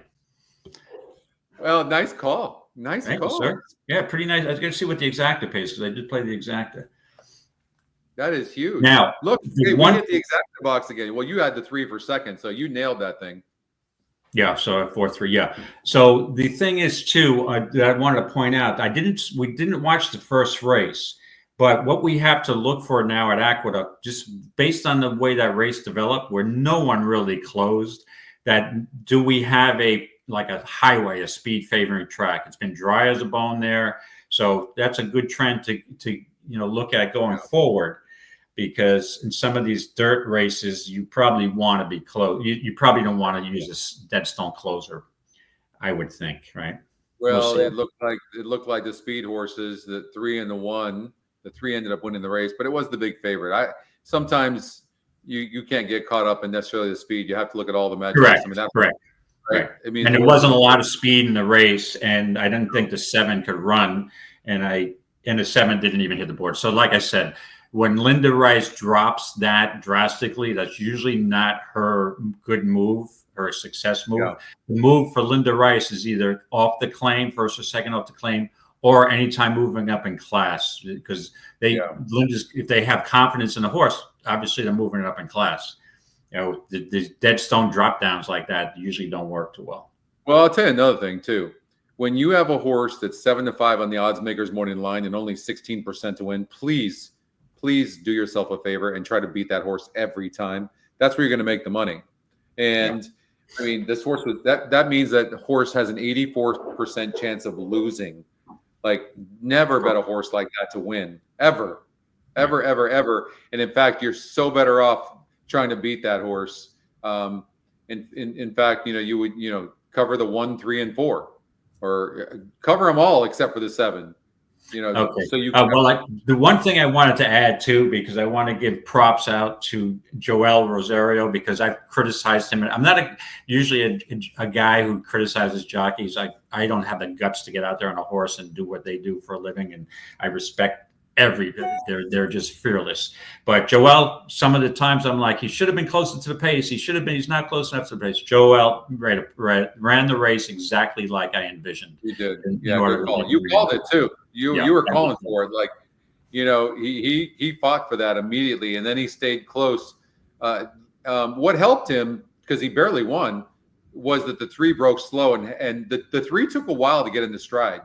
Correct. And we kind of see that as well. If you look like at the 3 horse here, David, at the first call, you'll see like it's not the horse is fast, but doesn't always get the lead at the first call. When you're looking for a true front runner, you're looking for a horse that's 90% of the time at the first call on the lead, right? Correct. And that's what you're looking for. Right, it's going nice and easy. But I will say this: I was a little surprised, pleasantly surprised to get 11-1. I thought this horse, what was it, morning line 8? I thought it'd be 6 to 8 to 1. 11-1 is a gift, in my opinion. An early Christmas. And folks, that is why he is the 2022 NHC champion, right there. I mean, you have an eye for that stuff, and you just see it. And it was just such a great call. Yep, I am absolutely flattered. Thank you so much. And the exacto, in my opinion, was too low. Like, why was 44? it only 40? Yeah. Yeah, no, for 44, yeah. Because I think the only reason I think it's 44 is because because you gave out the 4. That's why. No. Well, I gave out the 3, David, and you gave out the 4. Plus, you gave out the 4-3 exactly. That's got to be what it is, because of the thousands of people that are watching. They probably heard that. So I'm sure you killed our odds. Yeah, it's just, I think, because of the 4 was an overlay and it wasn't reflected in a win pool, but was the proper odds probably 6 or 8 to 1 effectively in the exacta pools, right? Oh, or there could be that reason, yeah. Well, the reason why we got such a big price again, and this is what you look, Irad was overbet. If you're at the NHC, you see these odds. I would be salivating at 11-1. I'd be running up to the window to play the 4. Now, when you think a horse is going to be 6 or 8 to 1, and if Prince of Enduro was 5 to 2, I'd be fading that a little bit, because I'm like, no, I don't think the horse's value at 5 to 2. So you got to look when you have that value. Don't be afraid to run up to that window, especially at the NHC. You're looking for prices that people are overlooking. So. You notice that most people are just we play in fear. So we're so afraid to get beat by a favorite, when the truth is you're not thinking properly. You have to be thinking about the odds and going, look at that win percentage. Think like that and go, okay, this horse is 16%, getting bet to 4 to 5. I'm going to beat this horse. And even if it wins, I know that I'm going to beat that horse 80% of the time. That's the way the mindset has to be. Absolutely. Yes, exactly. I totally 100% on board.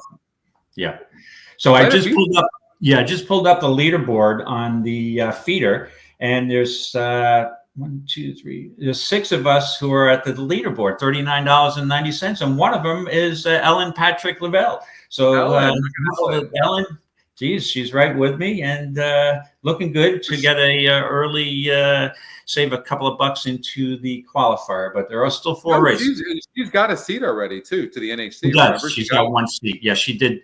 Yeah, I congratulated her on her first, and then she said she took a little break from playing, and from that break she parlayed it right into a seat the first week she came back to playing.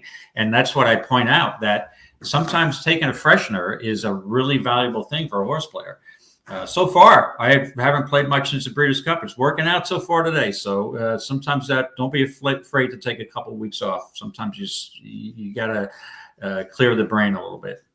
David, and look, Patrick just pointed this out, but look at the win percentages in the race. The top 3 win percentages came in first, second, and third, and you got a $50 trifecta for 50 cents, $100 for $1, right?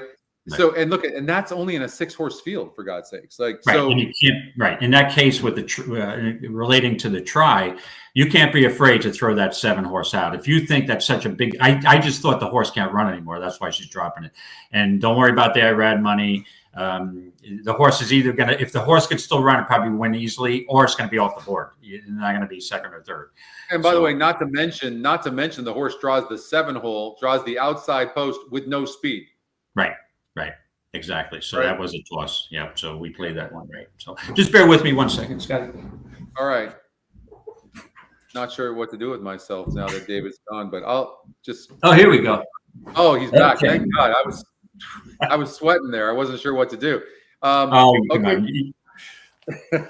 You're really piling on today. Are you looking for a long? You know what? I took a break for a couple of weeks, and all of a sudden I'm feeling I got some juju in my system. So okay, look I struggled in this race. I'm on the 6. You're on the. You're taking a chance with. You're being loyal to Barbara, who's 20-1 on the EE morning line. I see what I'm saying. Look at the power of you. This horse should be 20-1 right now. You've got this horse at 6-1. Listen, I look at this horse on paper. This horse has no right of being 6-1 right now. None. Well, I'll look at it this way. It's a small field. She drops down to a $6,000 claimer. She's 20-1 was a little too aggressive. I don't know if she's going to run worth a lick, but at this point, I'm in good shape on the leaderboard. So hopefully she'll get a second. All right. So we talked about Crystal Coast, who hasn't run on the dirt, I want to say, since 2021. I mean, it's been a while. Let's see here. That's correct. 6/30/2021, lost by 23 lengths. I don't know what you're supposed to do with that. And this horse is your 2-1, 2-1 second choice. I don't know. The horse goes up in win percentage. I don't know what to do with that. She's spiteful. We talked about this horse. You made some good cases as to why you didn't like this horse, and then you didn't like the 6 horse because of the trainer. That's pretty mean of you, by the way. That's super. Yeah.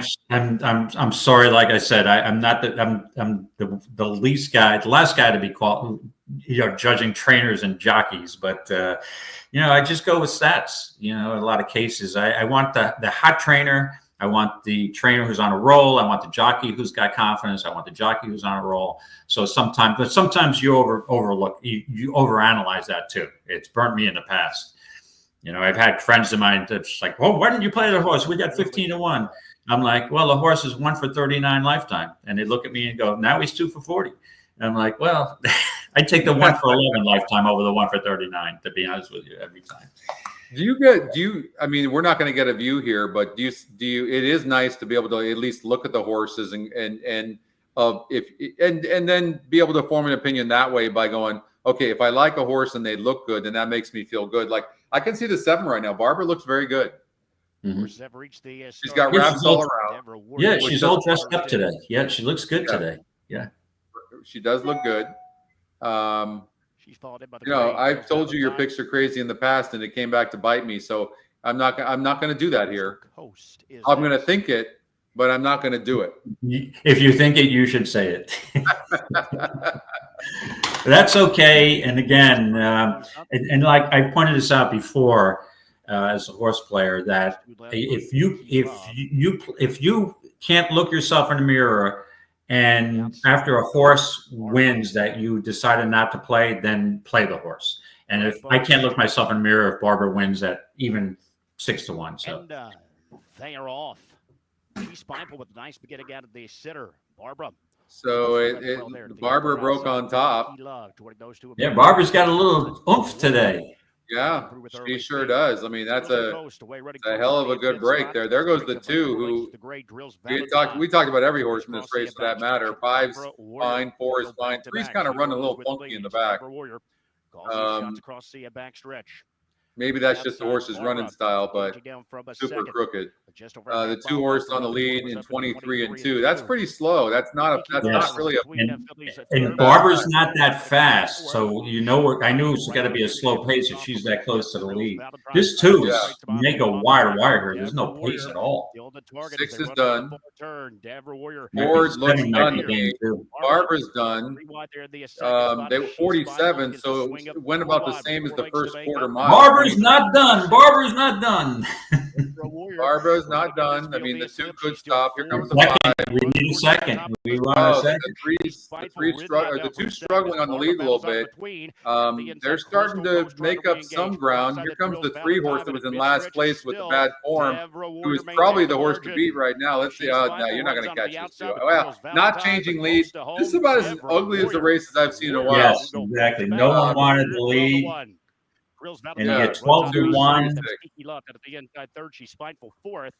2, 3, 6. So we talked about that all 3 favorites looked terrible. All right. So we got the 1 for 38 trainer. Listen, we talked about the Mora. Yep, this is Mora's other horse that beat 2 other horses last time out. And horse ends up getting off at 12-1.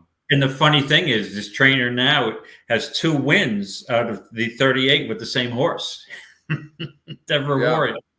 So, the sloppy track did throw me off a bit. I mean, if that was a fast track, I may have had a little more respect for this horse. But I figured in a 3-horse race, maybe the slop moved the horse up. But no one went for the lead.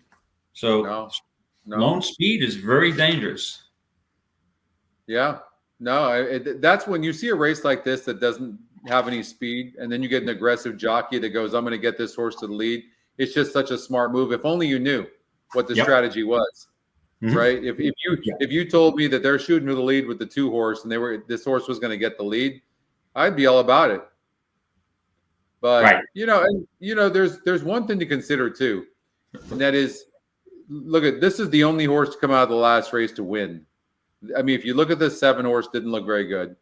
I mean, the 6 not so bad, getting second place 2 back, but look, race number 2. And so look, why didn't we consider the 2? The 2 and the 6 come out of the same last race, and the 2 won.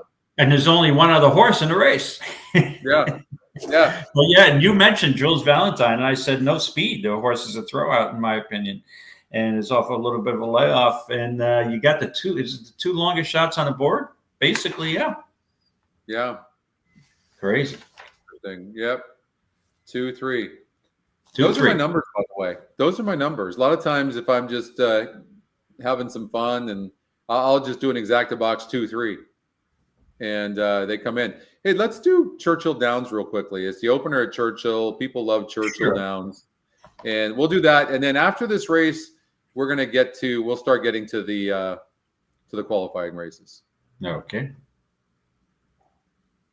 So 1-2 right now on Quiet Confidence, the 5 horse. And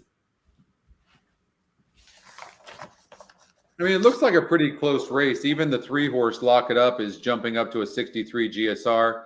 His win percentage goes down a little bit, but it's coming off a layoff, and Jury takes over, and he's got a good record with off the claim and with first time with horses. So this looks like a wide open race. At Quiet Confidence, I try to beat horses like this a lot of times. Was in a 50,000 claimer. It goes up to a 48% win, though. Is pretty significant. I don't know. What do you think? I haven't really had a chance to look. Let me just take a quick look here. EquinEdge. Yeah, quiet confidence. I mean, this horse is stepping up from maiden 50 to a maiden 100K, but it's just a number. It doesn't really mean much to me. Keeneland, off that race is going to be real tough to beat. Yeah. And you got Tom Drury's horse, the 3 Lock It Up, drops down off a couple of 2-turn races, turf to dirt. Yeah, this doesn't seem to be much in here. It's probably then the one off the claim. I can't take going 6 furlongs. I can't take a horse like the one who is a backbreaker, cutting back in distance. So that makes me like the 5 that much more. I would do. I would think I wouldn't be surprised. I don't know what happened in the last race with the 2 horse, and maybe we should be forgiving that race. It just looks like the horse faded. So. But I would give the 3 horse a look in the 2nd and 3rd spots. Looks like the 5's the single in here, and maybe put the 3 in the exacta, and then maybe the trifecta. So I would agree. I think the 5 is a real solid choice here. All right, they're in the gate. I'll turn it up, and I'll give you my best race call. 3 horse broke dead last, not surprised. 5 horse gets the lead. The 4 is running. 5 horse got the lead easily, David. Yeah. Quiet confidence at 3 to 5, and looks solid right now. Sitting about 2.5 lengths in front of Queen Clancy, the 4 horse who got off at 9 to 1. Endless Glow though got a good break. The 1 horse ends up getting off at 3 to 1 and got bet. Yeah, the 1 could be the one. Yep, got off to a better start. The 2 horse is mired in dead last. Not running at all. The 3 horse is running with its head up. It's trying, but I don't like when horses run like that with their head up like that. But here comes the 1 on the rail. Quiet confidence is. He's under wraps with this horse. He is not even trying. It's like a public workout. Yeah. He's pulling away now. 2nd place is between the 1 and the 4. Very close. Queen Clancy seems to have an advantage on the outside. Well, not changing leads is the 5, but going to barely hang on to beat the 4 horse. 5 right. So the 5, Gaffleon was hand riding this horse basically through the stretch, and then he was. But I think he knew he had to preserve it. I think he knew, and you could tell that because the horse wasn't changing leads down the stretch. But and he used either way, I mean, that would have been a nice claim if you claimed that horse for $50,000, $100,000 claiming race, and the horse comes and wins the race. And of course, Tyler Gaffleon and Walsh are, they have a good record together. 19% jockey trainer combination. Yeah. And it's always tough. I want to point this out, you guys. You can always hope that a horse breaks good, but if a horse is proven to be a horse that does not break good, just so you know, there's a reason why they do gate drills. And for horses that don't break good, it pretty much costs them the race every time. That's really so you can't afford to put too much money on a horse that's a known poor breaker. You just can't. Correct. All right. All right. Well, you ready? Race 6 at Aqueduct. You ready to do it? Race 6. I thought didn't we? Did we finish that? We did.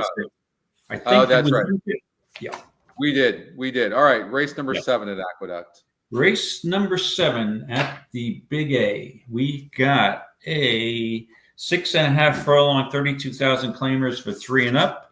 And this is another dirt race. This is right up my alley. And the first thing, as I say, I'm looking to see who's got the pace advantage here. And it seems that Backside Buzz, first time off the claim with Irad Ortiz, will have a clear lead with a, hold on a second, with a 93 pace metric advantage over Squire Creek. Now, I don't have entire confidence in the 3 get going wire to wire. It is the second race off a layoff, and you're going to get Irad money there. So usually when I see that, the horse is probably going to be over bet. So I don't think you're going to get 4 to 1 here, even though it's a wide open, very competitive race. But I'm trying to use 2 other horses that I landed on. the horse that I wanted to mention first is Secret Rules. This horse, Secret Rules, 2 back, actually 3 back, really surprised the field. An 11-horse field at Saratoga in the $32,000 claimer. Even was bump break, and it was not really such a contentious pace. And this horse, just at 22-1, came flying and got up rather easily. That August 28th, the track was more even than it was earlier in the meet, so it may have been a closer's track that day. With that being said, the horse came right back at 7-1 at a $40,000 claimer and aired again. So the horse is in good shape and came back down at the last 2 races at Aqueduct and had a nice second to Backside Buzz, who was the lone speed that day. And Secret Rules stumbled at the break. Now you got Joel Rosario on. Again, has to be closer to the pace. But this horse is in good form. This horse just happened to come alive since that $32,000 claiming race. Is in really prime form. Off the claim with Rudy, it's a horse to me you got to use. And you're going to get probably a better price than that you will on Backside Buzz. But the other horse I'm trying to get in here, Scotty, and I'm probably going to end up landing on top here, is the 6 Squire Creek. Now, Squire Creek was in the same race as Secret Rules the last time out and was the favorite and had a bad start. But that being said, the horse did eventually get to the lead, and this horse is a horse that does have speed. He's got the second speed highest pace metric to Backside Buzz. So I think the 6 will be stalking the 3 horse and probably get the first jump on the 8. So I'm anticipating that the 6 is going to lay close, take the lead over the 3, and then the 8's and like off the claim with Rudy, who does very well off the claim. Rudy is, I have written it down, 14% off the claim. So decent numbers. I'd like to see about 15 to 18%, but that's acceptable numbers. So with the case that I think the 6 can make amends from that last race that where he was the favorite, I'm going to use the 6 Squire Creek over the 8 Secret Rules, with the one caveat here is that I do have a concern about the 6 horse not wanting to go a step over 6 furlongs. If it was 7, probably wouldn't use it. 6.5, I'm taking a little bit of a risk, but I'm going to be on Squire Creek, the 6 Squire Creek over the 8 Secret Rules. I just think the 8's going to get too good of a trip. It's going to be, not too far back. Last time it stumbled last time out, and Rudy Rodriguez puts this horse in a logical place. He's just a trier. He likes to win. He seems to be doing really good. I have to stick with the 8 horse. Rosario maybe doing well. He won that last race, and he's the reason why the horse won. So he did a nice job. So I'm going to go with the 8. I'm looking for a horse that's tactical, but I think that the early speed between the 3 and the 6 is going to be evident. That's going to hurt the 6 late, I think. The other horse that should be considered is the 4. That horse is somewhat tactical. Natural Harbor. Yeah. And it looks like the horse can rate just a little bit. Just not sure about the horse's class. It beat an easier field last time out, but Brad Cox double jumps this horse, and he does cut back in distance, and there is more speed this time. So I'm going to play against that horse, but if that horse can sit, I do think the 8's the horse to beat. I'm going to take Secret Rules. Secret Rules, okay. So it's a 6 on top of the 8 for me, and Scotty's on with the 8. Who was your second choice, Scotty? The 4. The 4, 8, 4. Okay. And you're going to do 6-8, is that correct? 6-8, yes. 6-8. Okay. All right. We might as well do race 8 and race 9. Let's make sure we're not missing anything. All right. I just checking the Big A. They are about a minute or 2 to post. So if you want. All right. Let's rerun this. We'll get out there. You're on the 6 horse, Burnt Again. This horse is 7-1 right now. Why did you like Burnt Again? Because I think Burnt Again can stay close to the pace.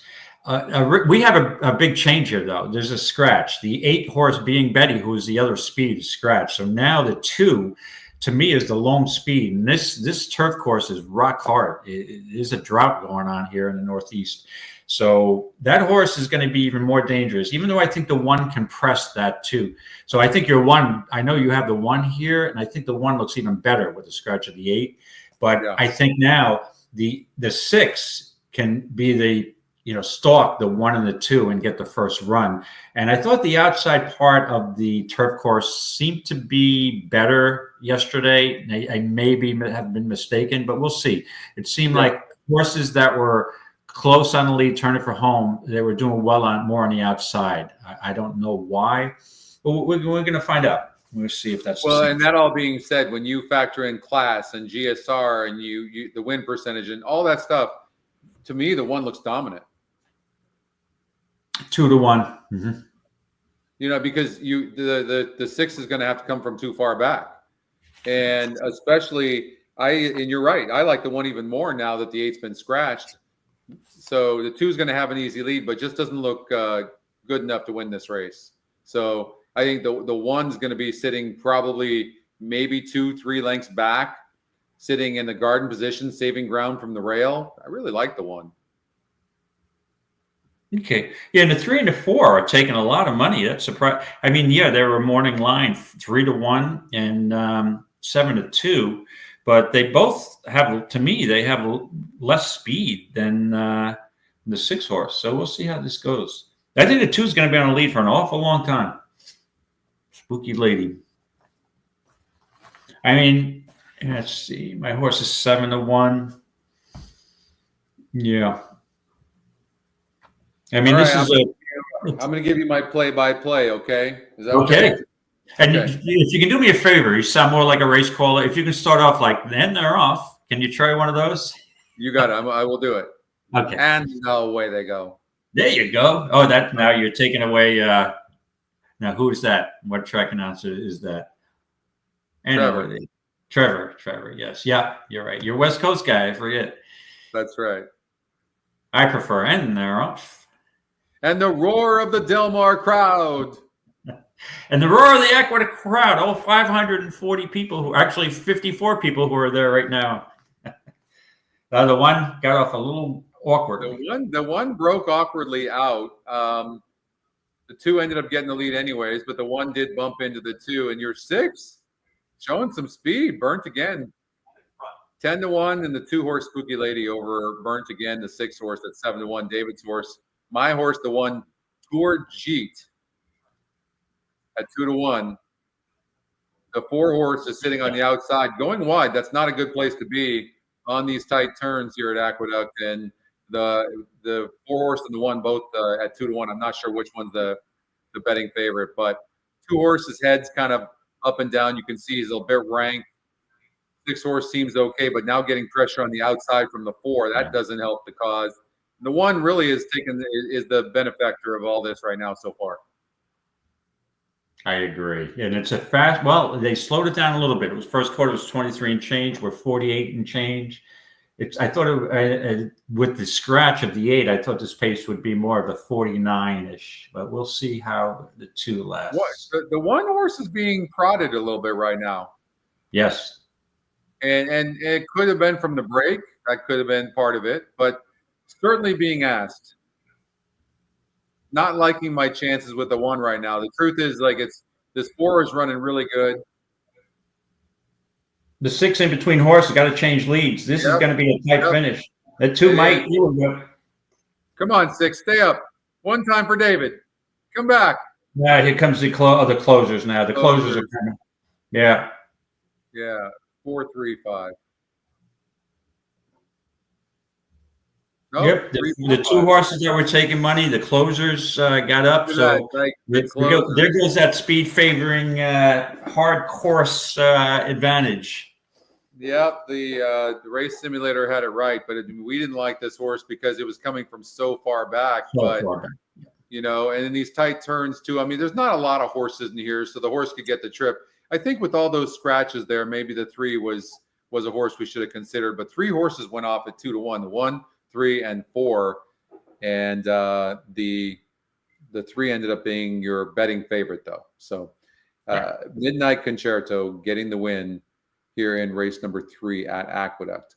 Okay, we got to get to race number. We did race number 6 and 7. Let's do race number 8 at Aqueduct. 4 horses to watch. I don't think I've ever seen that in a race. Look at that. Yeah. Let's look at them real quickly. So the top win percentage. Look at this, 14%. Okay, that's why. It's giving the top win percentage horses. So this is the top win and the EE top pick. That would be the 9. And top win and EE second pick. That would be the 3. It's just a wide open race. Look at this. I mean, I've seen competitive win percentages in races before, but this might be the tightest I've ever seen, especially in an average race, because you see this sometimes in big races where there's a lot of horses, David. Yeah. Like, wow. And wow. Look at this. Not only is the win percentage showing this, but look at the race simulator. Yeah. I have never seen that at the race simulator. With every horse is within 1 length at the finish. Yeah. Wow. I mean, this is an inscrutable head scratcher, in my opinion. It's just, my God. And again, it's a 6 furlong sprint on the turf, and you've got pretty full field. I think things have changed a little bit, Scotty, though, with the late scratch of the 2 Java Buzz, which was going to be projected to be, add a lot of fuel to the early pace. Now, with that horse out, it changes things a little bit because, in my opinion, the 8 Boats Are Rockin' kind of becomes a clear speed from the outside. So even though I made my picks in advance here, I thought there would be a contentious pace. But so, I mean, there's so many contenders here. The 8 now, especially with the scratch of the 2, is even a better contender here. And the 6 is live. The 10 probably will rebound from the last race. The 5's got a shot. The 4, so you could go 5 or 6 deep here, in my opinion. Yeah. But obviously, we have to settle on 1. So the horse that I ultimately ended up favoring here and landing on is the number 7 Fluid Situation. This horse is 3 for 3 over the turf, over this course, and 3 for 4 at the distance. So the horse likes the course and loves the distance. And last time out, off of a long layoff, actually from June to October, this horse had the 2 posts and stalked the pace and drew off nice and easy. I had the horse that day. I was a little concerned about the layoff, but it was a good work on October 4th, a 35 and change breezing, which was number 1 out of as a bullet work, best of 10. So the horse was coming back and was live. I think right back. I mean, I think the 7 can stalk the 8, be close enough to the pace. I don't see any trouble line. I've only seen 1 trouble line or 2 for this horse in 19 starts where it's gotten off bad. So the horse is a pretty consistent as far as breaking. Did get trounced by Boats Are Rocking 2 back at 5.5. But I will tell you this, the 5.5 furlong turf course at Saratoga is a little different than 6 furlongs. I think Fluid Situation is better suited to 6 than 5.5 and had the outside post that day at 15-1. So I think the 7's in great form. And I think right back with Carmouche stalking the pace. And I think even though this seems to be a slightly tougher race than the last time out, even though it was the same level, I'm going to go with the 7. And I guess if I had a second entry, I'd go with the 8 because of the speed factor. So it would be 7 Fluid Situation for me over 8 Boats Are Rockin'.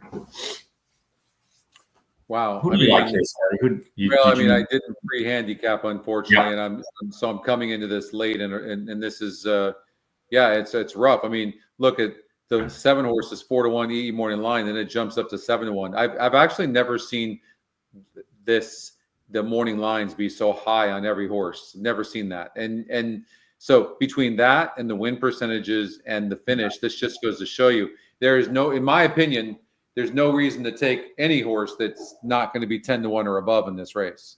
Right. And you know what I mean? And so, I would probably, the way I would want to look at this is I would probably want to look for horses that have class, that have the higher class. And one of the ways we can tell is by the SOR here, but we can also tell by here how horses have done And look, I mean, the 7 horse does have 3 wins in 4 tries against a 67 group.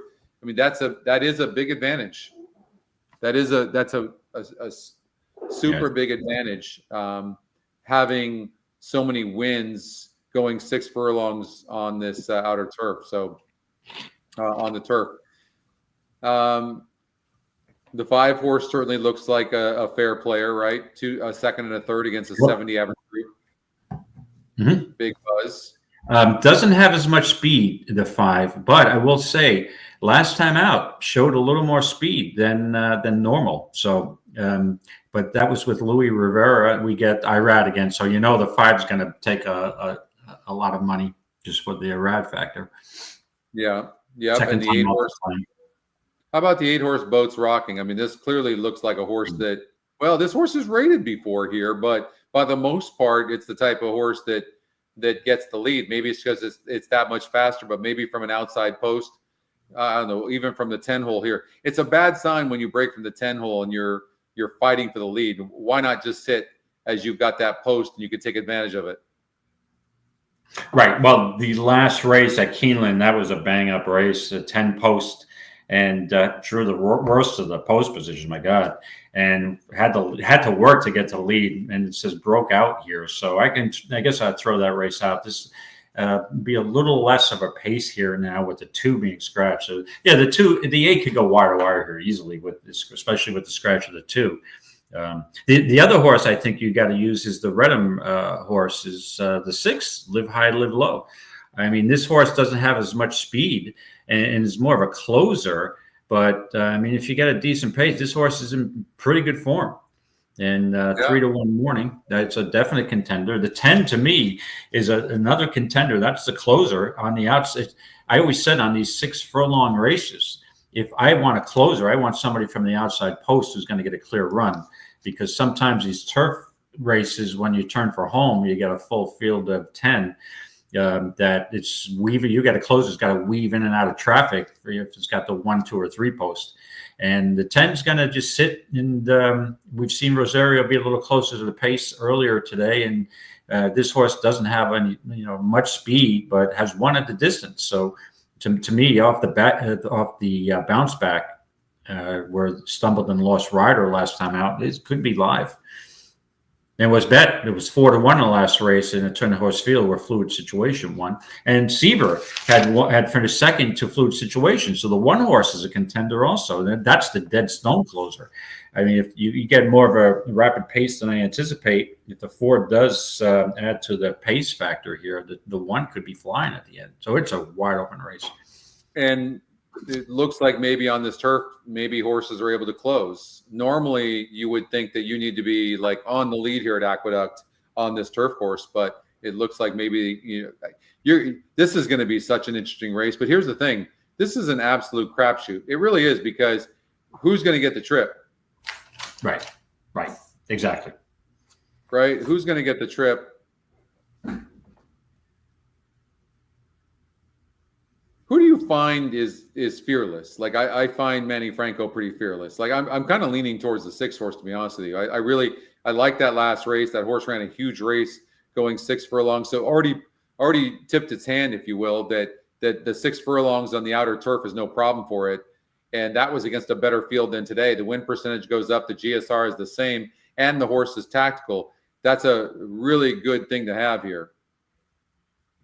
Well, you asked me a question. Who do I think is fearless? I'm going to go back to the most fearless jockey that I've ever seen ride in my life, who I had the pleasure of meeting at the Eclipse Awards. And you know who I'm going to say is Angel Cordero. I mean, he was just, talk about, he's a crazy, he just was. And again, with the modern stewards that we have with the better, I guess, video and everything, he would probably be serving a lot more days than he did back in the day. But Angel Cordero was just amazingly fearless. I'll put it to you that way.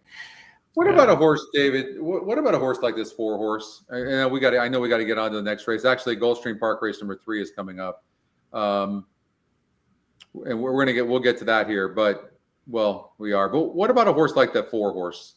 Look at the 4 horse and tell me what you think there. Yeah, I mean, it comes out of a couple of stakes, and that last race on September 7th, the Harvey Pack. I mean, it was off of a layoff. The horse does have a little more speed than some of the other closers in this race. But, you know, the Monmouth, we're coming from Monmouth and Laurel and Fairgrounds. I think this horse may not be as classy as some of the others in here. So even though this horse still can't be tossed out completely, I would fade this horse a bit. And again, the last race, the fractions on September 2nd were just ridiculously fast at 21 and 43 and 3. And the horse really didn't, I guess maybe was too close to the pace. Maybe that's the case why this horse didn't fire at all. And again, that was the stakes, and lost a big evasion. Our shot had won a stakes race prior to that at, I believe it was either Kentucky Downs or Keeneland. So, I mean, that was the Harvey Pack was a stake, so the horse is dropping down a bit. Yeah, I mean, to me, it's not a throwout. Before you'll get a good price. Yeah, it seems to me like this 3 horse is always running a pretty darn good race, and seems to have, you know, some tactical speed as well. Barzini, the shipper from the Mid-Atlantic had one race at Saratoga, but then also went down to Laurel, Timonium, Gulfstream, Pimlico, Colonial Downs. Got to show me this horse may be a little outclassed here. All right, here we We go. are loading into Gulfstream. You need the 1. I'm on the 4 at 9-2. You're 4-1. Lukewarm favorite is the 8 horse at 3-1. And they're almost all loaded into the gate. There goes the 9 on the outside, and that'll complete the field here for this 3rd race from Gulfstream Park. Okay, good luck, everybody. You're off. They're off. Clean break there as I see you in my green. Out quickly from the center of the track. Bingo, baby. First time starter. Will also move up 4 early position and 3 wide out of the opening turn. Is Sweet Run as they circle the opening as turn. See what my dreams did at the inside. That's Bingo Baby next door. Sweet Run is 3 wide 3rd. Goody is out running in 4th, about 3 lengths off the top trio with Camp's Princess down to her inside. Attitude of Party. What happened to? I think the 1 got eased. No? Yeah, no, had to have. I was just about to ask the same question. Had to have gotten eased. Yeah. The opening quarter was 23 and 3. See you in my dreams under steady pressure from. No, you can't predict that. Actually, no, the 1 is there. It was running fine though. It got taken to the back. 23 and 3 is okay. Decent. It's a little fast for these horses. Interesting ride on the 1 horse. Yeah, didn't anticipate being that far back. Party Queen starts to rally up 3 wide. Breeze through time is saving ground, and She Do Kitten starts to gain ground, but she's still 6 off the top. The half is 47 and 3. 3 horses really making an impression right now. If it can get through. Yeah. Jockey seems a little shaky. See you in my dreams. Camp's Princess starts to rally up in between fillies. Here comes the 1. Yeah, got bumped by the 3. It's way wide. Come on, 1. Weird ride by the 1 who has a big chance of winning this race. 3's not changing leads, so 1's got a big look. Get up 1 time. Get up with that 1, baby. Princess flips through, but it's She Do. You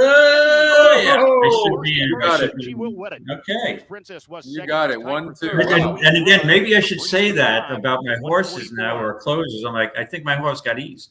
So now you're going to hear me say that when we run into each other at the NHC. I'm going to say, does my horse get eased? Yeah, right. David, he's got the lead. What are you talking about? I'm like, well, it seems to be a lucky charm for me now. 3 horses. Yeah, I thought he was out. The chicklet wasn't showing one at all. 1, 2, and 1, 2, 7. 7. 1, 2, 7. 1, 2, 7. All right. Nice going, David. You're looking pretty good right now. You got 1 more race to go.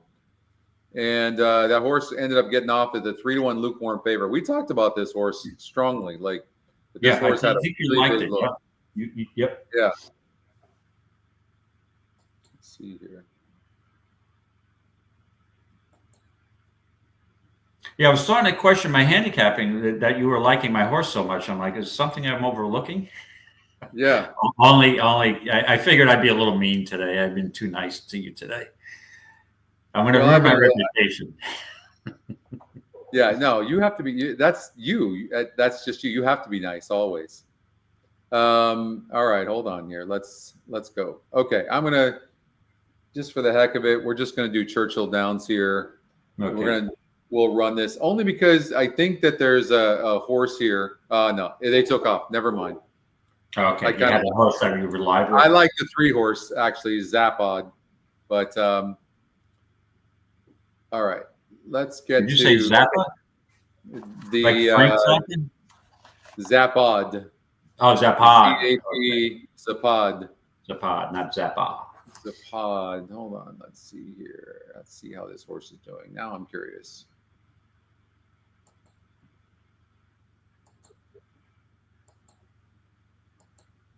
Five is the jockey standing on the 5.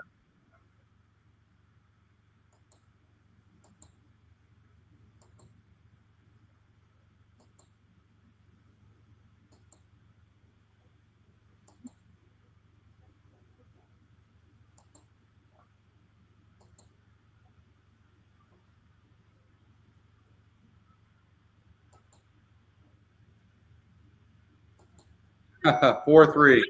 3 men have made a move. There you go. Made a move. All right. So we got Aqueduct coming up in 4 minutes, but we've got to do Aqueduct. Where did we finish off? I didn't finish off. Okay, who are you taking? You're taking the 7-horse in race 8, correct? Yes, fluid situation. Yes, in the 8th race. Yep. Okay. David is taking that horse. And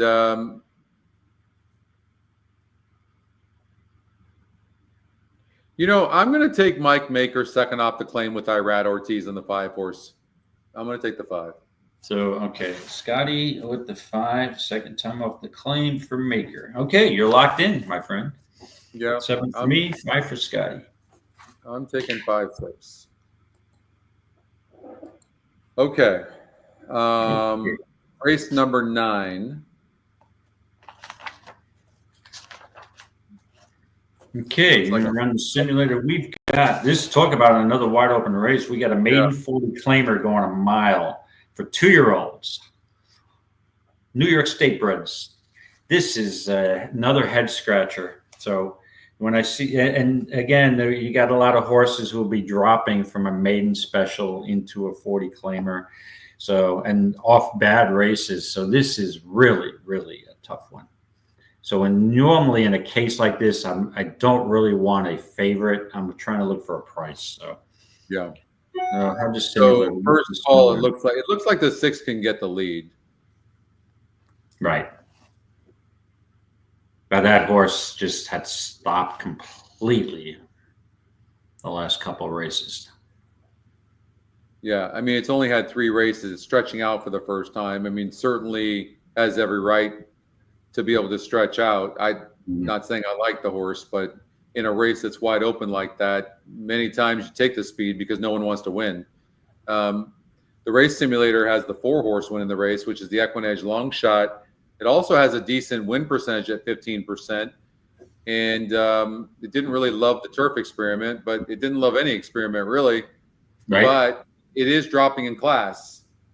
And so it's really just it's a hit or miss. I mean, you could take a flyer on a horse like this, especially in a race that doesn't look like anybody really wants to win. But what about the 3-horse though for Linda Rice? You talked about not liking when she drops horses. She is dropping here against much easier company. The horse has not picked up its feet. That's not entirely true because the horse broke from the 11 hole last time out, David, and broke 9th, and at the second call was 5.5 lengths behind the front runner at that point. Is that enough to be able to show you that maybe the horse has enough talent to win this race? Yeah, when I mentioned, Scotty, that I'm not a big fan of Linda dropping horses, I'm referring mostly to older claimers. So that doesn't apply, in my opinion, in this case with a 2-year-old who's had 2 starts and then coming into a $40,000 claimer, probably the right level. And Linda Rice just does not win with many first-time starters at all.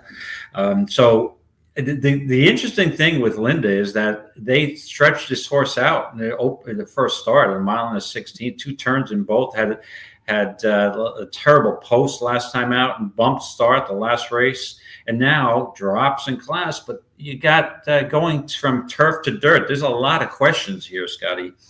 Yeah. So yeah, 3-1 morning. I am going to keep looking.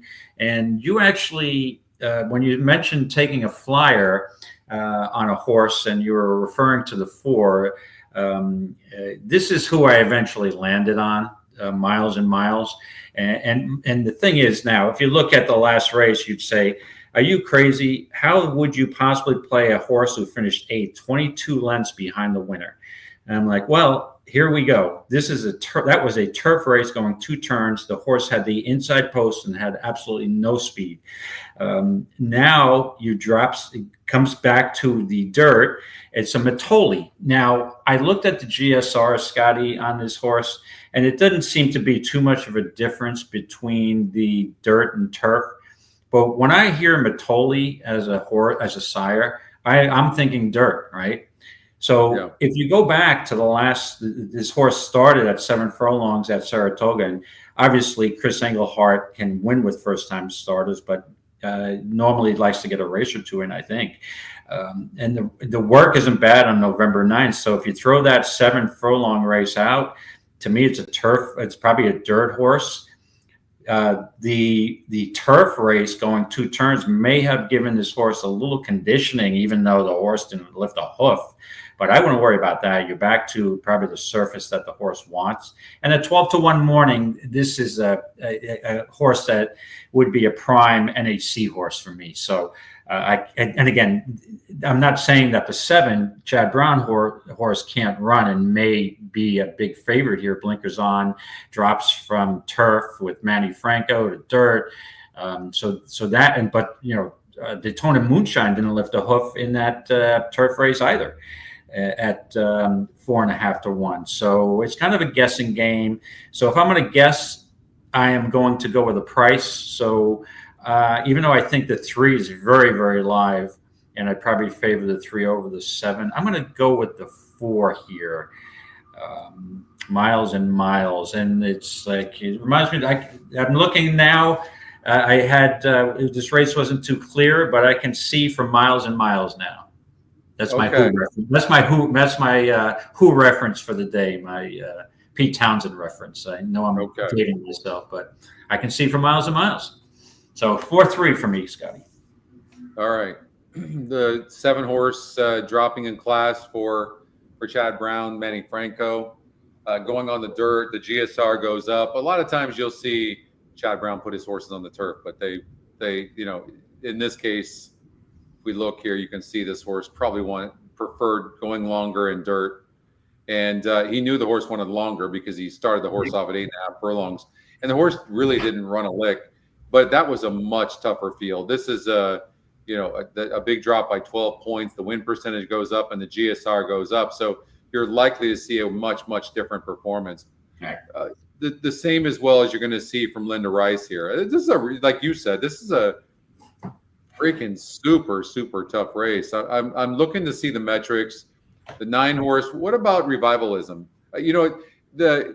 This horse didn't break a lick, didn't run a lick in the first 2 races, but the horse is getting gelded. He got gelded last time out and running. I think if Flavian Pratt didn't have anything else to do and he's riding on this horse, I think I would try to beat this horse. You? Yeah, another horse who hasn't lifted a hoof. Terrible races, both of them. This horse was meant for the turf first time out and was taken off the turf. The horse was basically pulled up and eased. And the second race, this horse just was nowhere, going 6. Now, granted, this horse probably didn't want to go 6, wants more distance. But with that being said, now you've got gelded, dropped in for 40, picks up Pratt. Again, a guessing game, and the same thing can be said for the 10. The 10 really didn't lift a hoof in either race, and now drops into a 40 claimer for Melanie Giddings. and it shows you how crazy this race is. The 10 is morning line 9-2 and has never lifted a hoof. So yeah, a lot of drop downs, a lot of question marks here. So this is just a puzzler. But yeah, I mean, if you look at the numbers, the 3 makes sense. It probably maybe run slightly better in those races, but again, it's if you want to go any direction here, if you want to tell me you want to use the 5, because the 5 haven't lifted a hoof either. That's nothing would surprise me in this race. No one here would surprise me. None of these mares were really worth anything except for the mare of the 8 horse. And when you look at her, she won her first 3 races, but she earned $193,000 in 13 races. This horse is 10-1 on the EE morning line. Romero gets price horses. I don't love anything in here, so I'm going to take the 8 horse. All right, Scotty, just bear with me for like 10 seconds. I have to plug my charger in here. No problem. We're going to get the this race here. David, you're on the 4 horse this time, yes, at 31-1. 31-1. Throw out the 1 1/8 race, my friend. Have faith. Have faith. This should be. You're going to need a miracle to get that horse home. I said that the 7 Concord Spirit can't lose, but if it did lose, it was losing to the 2. Well, I'm rooting for you because I didn't even play in a feeder, so I'm rooting for you anyways. But I just don't see it. I don't even know how you come up with this horse. Well, because I respect your handicapping, I use a 7-4 exactly. But again, 3-5 over 35-1, and yeah, this should be my first play. So this is Friday at the NHC, the 4th race at Aqueduct. I would tell you the 4 horse would be my first play at the NHC. Let's get this horse. Okay. If it was a mandatory, yeah, the 4 looks fantastic on the track. Come on, 4. Bad horses win bad races. That's all I'll true. say. That's very true. No doubt.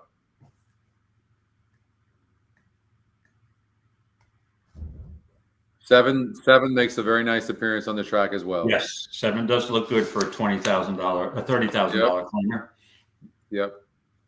But like I mentioned, you got Mott, who's dropping the horse, blinkers on, but does the one thing in its favor, does use Alvarado, who is go-to jock. So maybe this horse can still. All right, good luck, everybody. 2 got off slow. Chicken finger.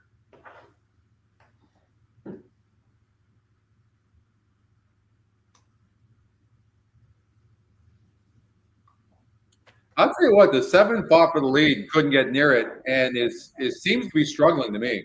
Yeah, this has got to be a fast pace. This has got to be a rapid pace. It has to be. Maximus Monster is drawing up. 22-3. Really, the horse that's moving the best and broke slow is the 2 to me.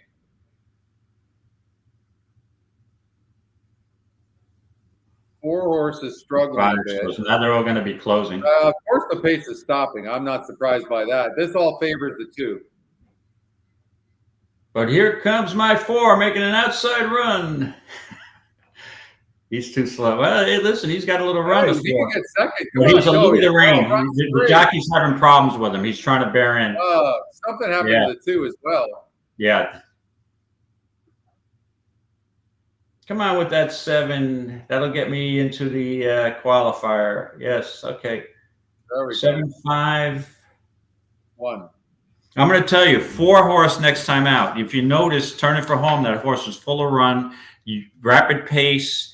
You're not going to get 30-1 again. And if something went wrong with the reins, I got to look at the replay of that race. Yeah. But the jock, you followed, it looked like there was loose reins at one point. So the horse was, I got to watch the head on later on. And this is one thing that I'll give tips for, that I do a lot of like that. I'll put a note on for tonight to watch the head on and replays. And I'll watch when I see horses like that I even didn't play. I'll say, I got to watch the replay of that race. So I do watch a lot of replays in preparation for the NHC. Yeah. And sometimes you pick up something that other people aren't picking up on. Woodbine's coming up here in a couple of minutes. All right, Scotty. So you said that 7-horse can't lose, and you were right. So I'm going to give you kudos for that. But 3 to 5. Well, So. yeah, I mean, barely lost. The horse goes off at 3 to 5. It wasn't. It barely. Yeah. Didn't win like a 3 to 5. It was a bad race. Yeah, right. It was a bad race. 2-horse made a solid move and then just petered out. That was a little strange. And you know what? Let's just go to Gulfstream Park race number 7, I believe. Let me see here. Yeah, Gulfstream Park 7, which is the 3rd leg. We covered all the races at. So we have to do 7 and 8 at Gulfstream Park. Okay. So we'll do that. I'm going to run this race and I'll be right back. Okay. Okay. Sounds good. So we're going to run a simulator. All you. I'm going to take away the 3. I don't see it. And then here we go. Okay. Well, the simulator is off, and it looks like by looking at the race, this 2's going to have the lead, but there's some other pace in the race. The 4, the 6, making money. The question is, the 2 looks faster than both of them, but are the 4 and the 6 going to take enough out of the 2, who's going to be just a prohibitive favorite? But I mean, this horse, the 2, has not won at 7 furlongs. The first race at Gulfstream was a 7 furlong race, but didn't get the lead, and it had a trouble line, very reluctant, and did lose to the 4-horse horse who's the number 4 in this race, Ellis Queen. And Ellis Queen happened to get the jump on that horse that day. But so the pace factor is interesting in a 7 furlong race, because I think there is a lot of pace here, as the simulator would show. But if you look at this horse, the 2-horse, shipped down off the second of the maiden special win at 3 to 5, where this horse just aired on a muddy track at 6. And then shipped down to Churchill Downs in a $80,000 claimer. Now it was a 2 lifetime on a sloppy track and just aired at as the odds-on favorite. So maybe this horse is just so much better than these. Comes back into Florida State bred races. You look at the workout on November 10th. It's hard to go against this horse, but again, you've got a couple of speeds here that may really press the pace, and that would concern me about taking a prohibitive favorite. So let's see what Scotty's opinion is, because it's going to influence me a little bit. Normally, I don't want 3 to 5. This horse may be even money or less. 3 to 5, 4 to 5 in the contest, but it looks. A couple of these races today look a little chalky at both Gulfstream and Laurel, so maybe it's the right decision if you're playing to move on with the 2. Again, I'm still working it out. They are actually looking at the stewards are looking at. There's an objection, the 5 on the 7. So let's wait on that there. I just looked at the head on. It looked like it was enough bumping to take the horse down, but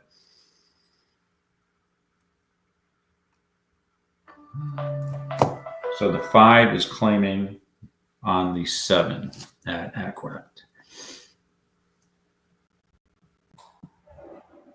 I hear you, Bill. These 3 to 4 hour shows can be a challenge. We don't have commercial breaks, if you know what I mean. Sometimes when nature calls, we need a commercial.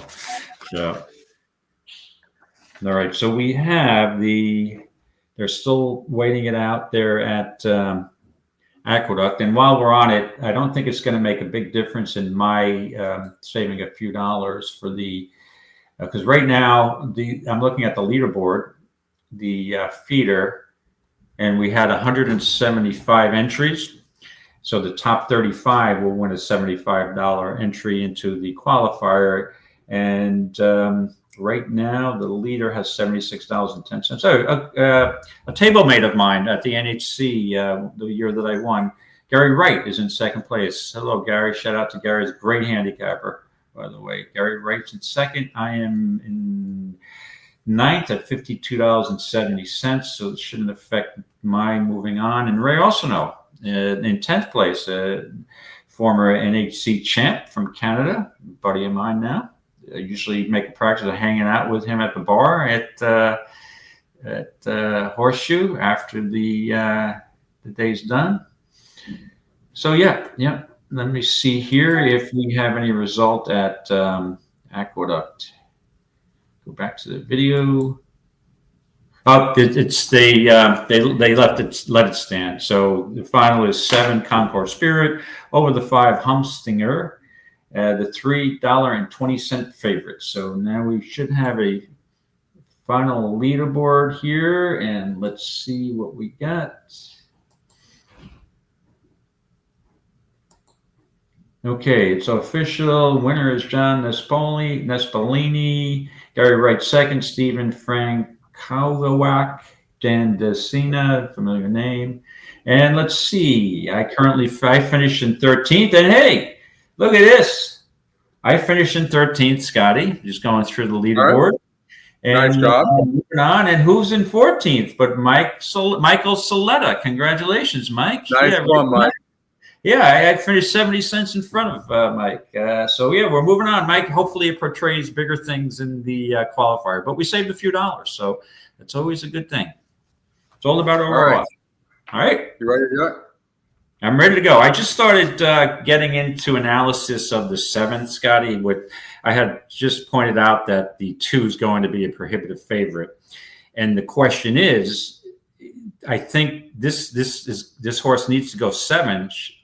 And is she going to take enough pace from the 4 and the 6? If you look at the simulator, that would concern me a bit of taking a prohibitive favorite in a race that looks like the only way she can win is on the lead. Is she going to be pressed? Does she want to go 6 rather than 7? Did the 2 off tracks help her in those victories where she was prohibitive favorites? But I think the way that I'm looking at it, Scotty, this horse looks real good, going to be on the lead. And it's Safi Joseph dropping, and the horse drops back into Florida breds after shipping down to Churchill. But I would have major concerns about singling this horse in any exotics, wouldn't you? I mean, how do you see this if you take a look here? I mean, well, the 4 has got to be near the lead, so the 4 is going to be pressing. Yeah. Jaramillo will most likely break this horse good out of the gate. So that's a little scary.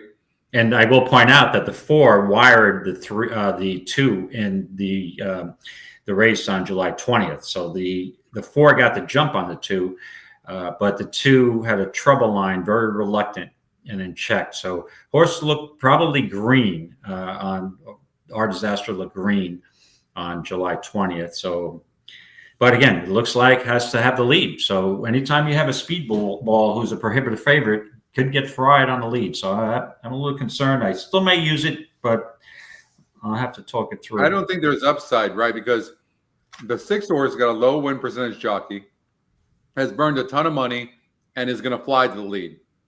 I mean, and the horse has some decent class because it's been 50%, 31%, 58%. And obviously you get a low win percentage trainer who claims the horse for 10,000 and thinks it's the next Kentucky Derby winner. That's a mistake.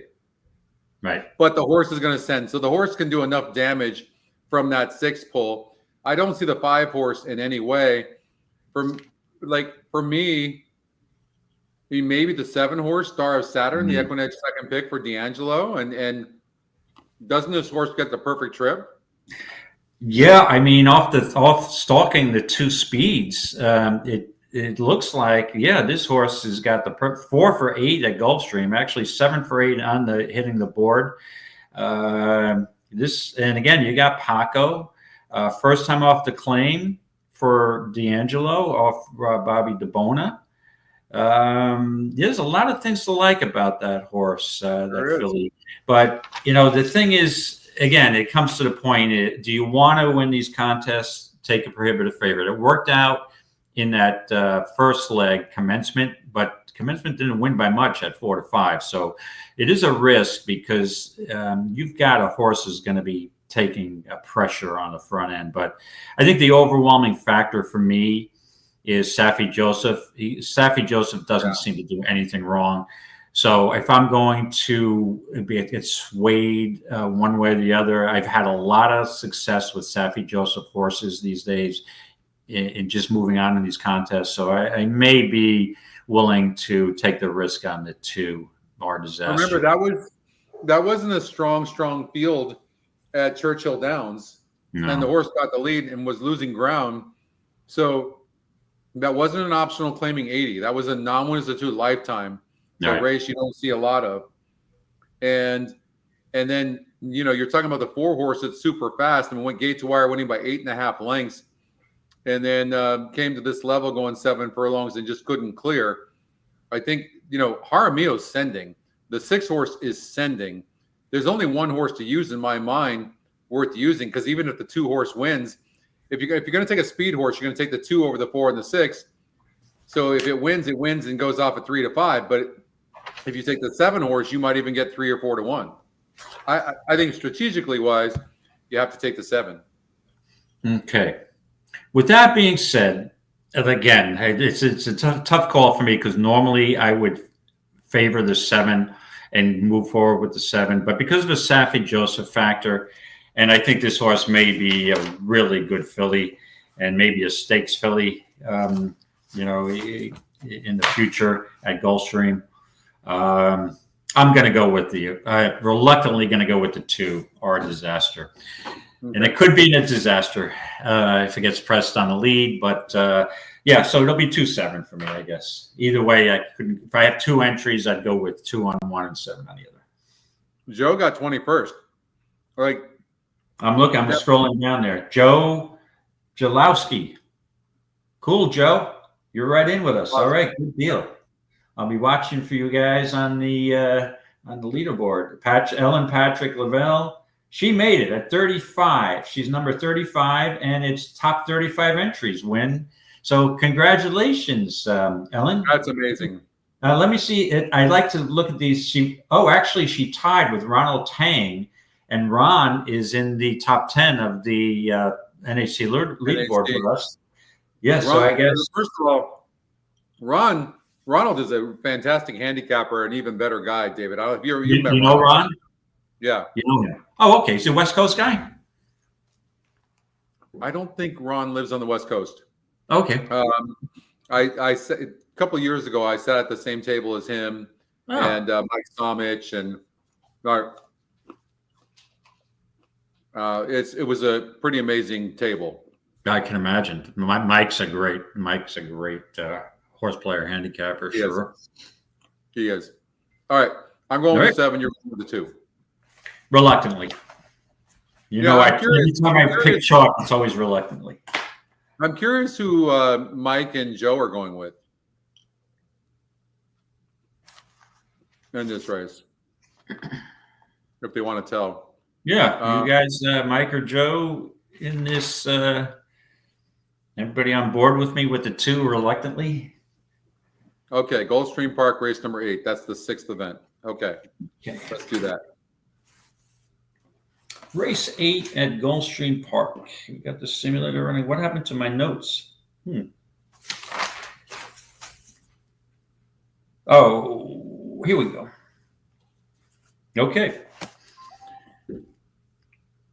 Mike staying with the 2 at Gulfstream race 7. We're on the same page.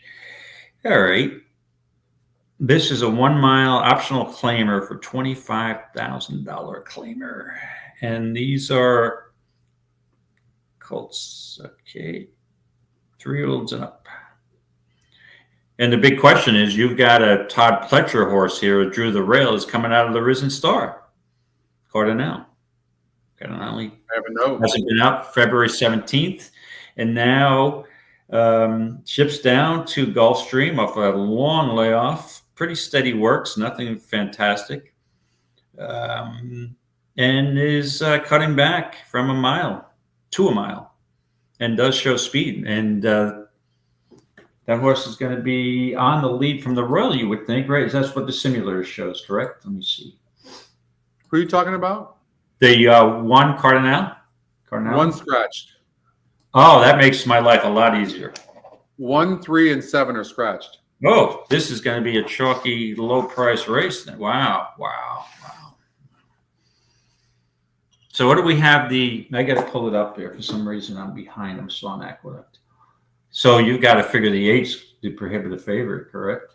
At this point, with all the scratches. Well, it has the class.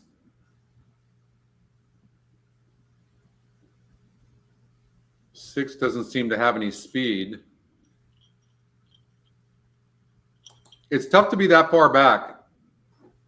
Yeah, so the 2's got the lone speed now. Yeah. I don't like the 2, though.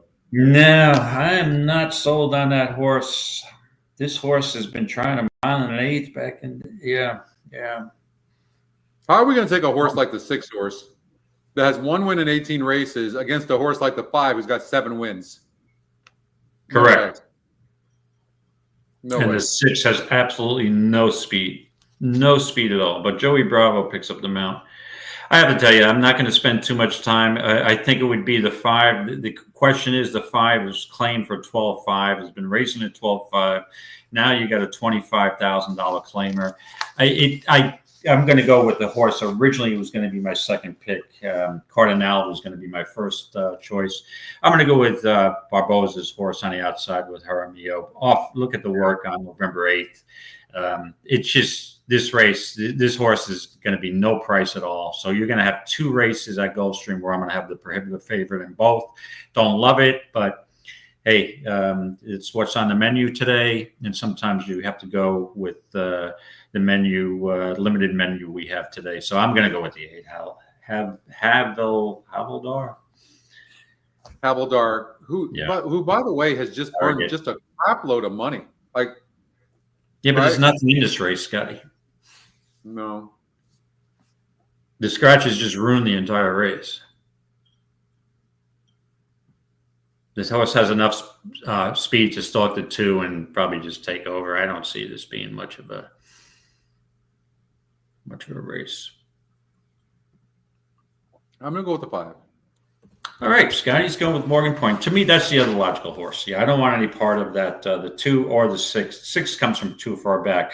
Now, would it shock me if the 6 won? No, it wouldn't shock me because of look at the company this horse has been keeping. But, geez, 1 for, is that 19? 1 for 18?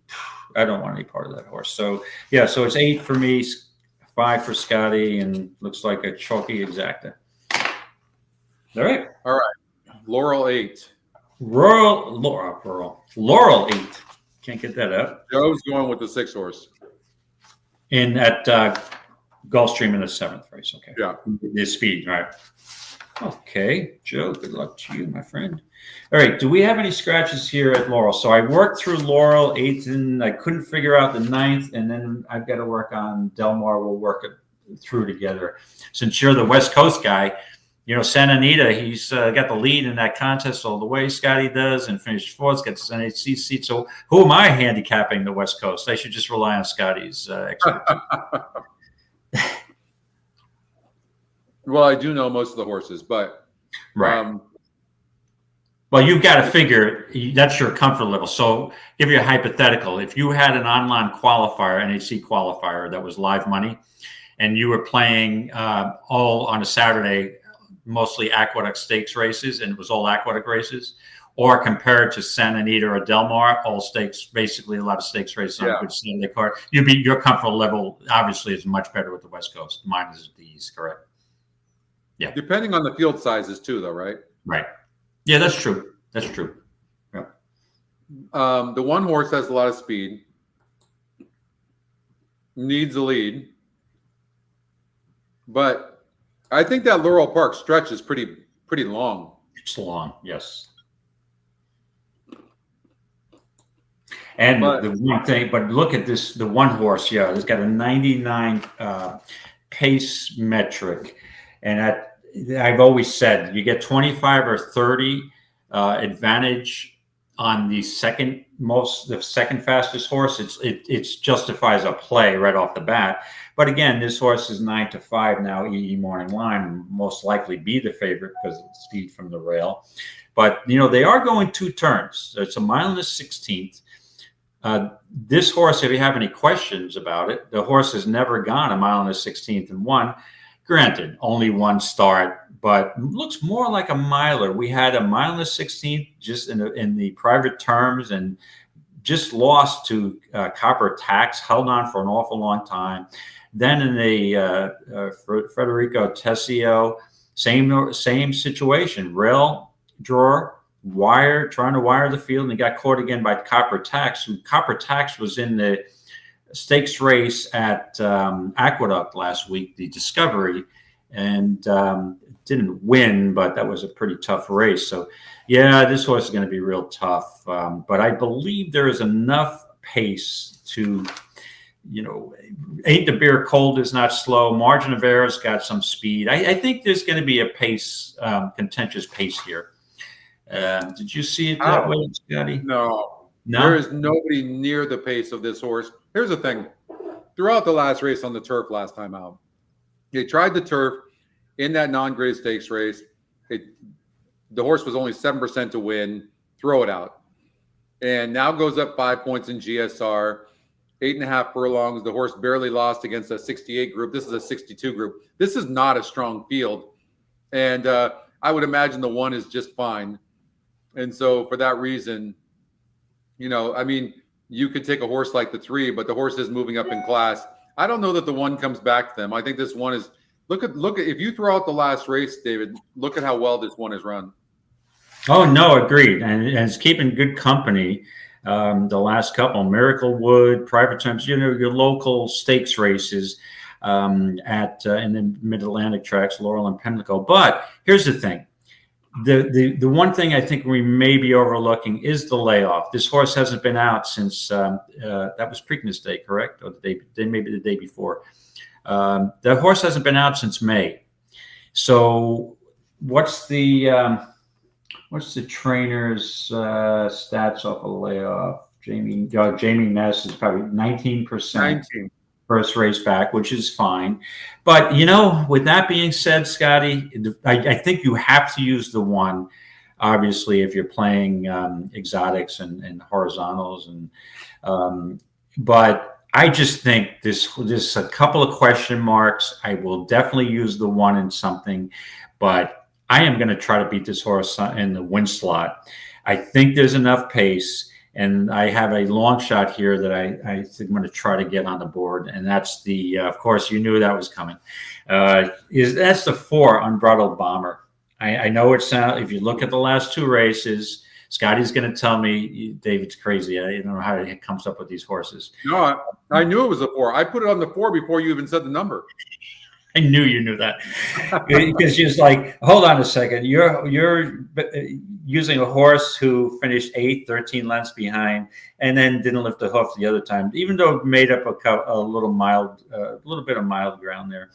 But second race off a layoff, Unbridled Bomber, granted, has no speed, and the only way this horse wins is from off the pace. I do believe, though, the question that I have about Unbridled Bomber is, is this really a 2-turn? Is the 2 turns the best distance for this horse, no matter what distance, mile and a half? I'm sorry, mile and 1/8 or mile and 16. I prefer 1 mile close. To me, this horse is a closer at 1 mile. But I just think there's going to be enough pace. And the one thing I like is the horse is overlooked. 10-1 morning line of those 2 races. Ships down from Saratoga and Aqueduct into the Laurel circuit. James Ryerson now at this meet has run 4 times, 4 horses. He's 2 wins, 1 second, 1 third. Ryerson's a New York trainer. That his horses are shipping down there live. The work on November 10th is a nice breeze. This horse has some abilities. Won 5 races. To me, this horse is either wins or is off the board. You'll see that 5 wins, 0 seconds, 3 thirds. He's got to come flying at the end. He's got some back class and some back figures that would definitely compete with these. So I'm going to give a shot here with Unbridled Bomber over the 1 Speediness. I will have the exact in any case. So 4-1 for me, Scotty. It makes total sense.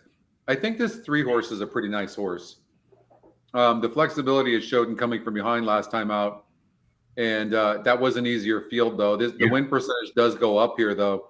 And the horse most likely to be in the money in this race is this 3 horse Brilliant Ice.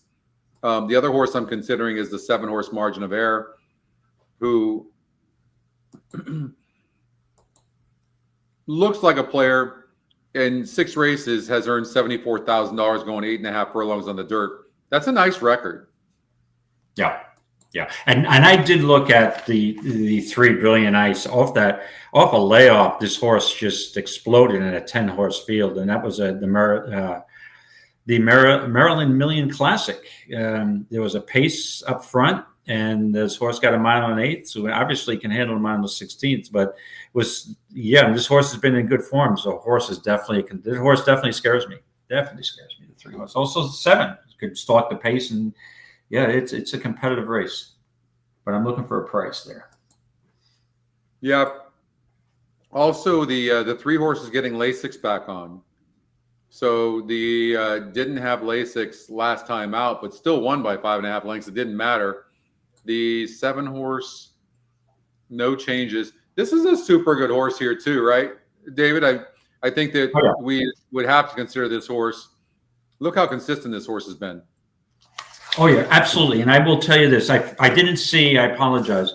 I didn't note the scratch of the 6 Ain't the Beer Cold. That horse would add a little bit of pace to the whole metric here and press the 1 a little bit. So now it changes things a little bit because there's a little less speed in the race. So now I have a little less confidence in my pick, Unbridled Bomber. But the way I look at it, he'll be flying at the end. Even if I can get a second behind Speediness, it'll probably give me $6 or $7. So I'm going to still stick with that pick. But the 6, to me, the 1 becomes more likely with the scratch of these 6. But the 7's a big, big contender. Got enough speed to stalk and could press the 1. Well, I'm going to take the 1. I just think the speed is too great. The horse is not only the fastest horse, but it's also the speed of the race. Correct. I'm sorry. It's not only the fastest horse, excuse me, but it's also the class of the race. The class, the speed, and the class. Yep. Right. Yep. So absolutely, that's a dangerous combination, and everyone else is going to have to chase this horse. Now, both the 1 and the 7 are both Jamie Ness horses. Yeah, so he's not going to. You wouldn't anticipate the 2 jocks are going to get into a speed duel, right? No. They both get fired. No, but the 7 could be in a really good position as well.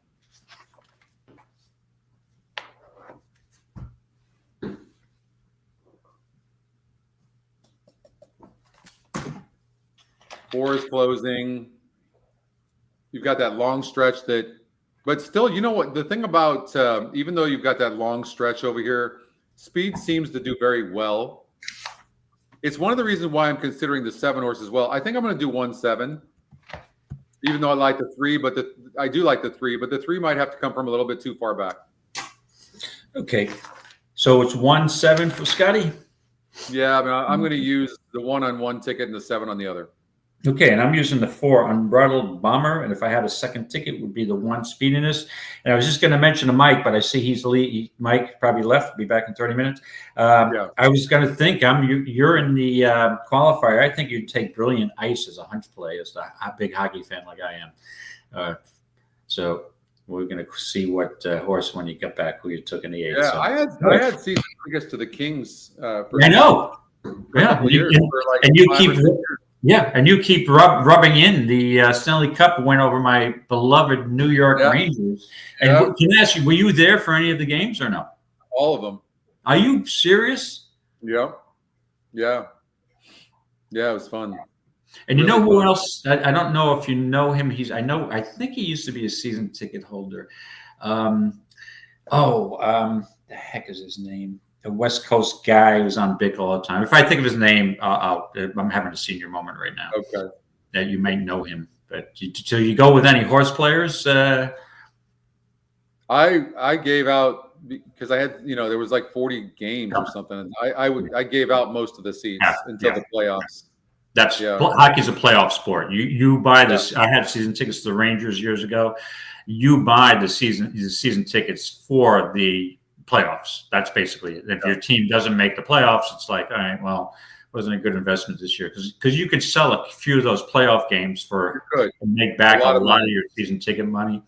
But you want to be there for the big games. Yeah, right? It was a tough one. Nothing like playoff hockey. Nothing like playoff hockey. No, there's not. It's intense. It's a long grind of a season, so you can catch a game where they're not even really, they're not all out. But in the playoffs, they don't mess around. Yeah, playoffs, it's balls to the wall. That's it. Yeah, it really is. What do you think about this race here?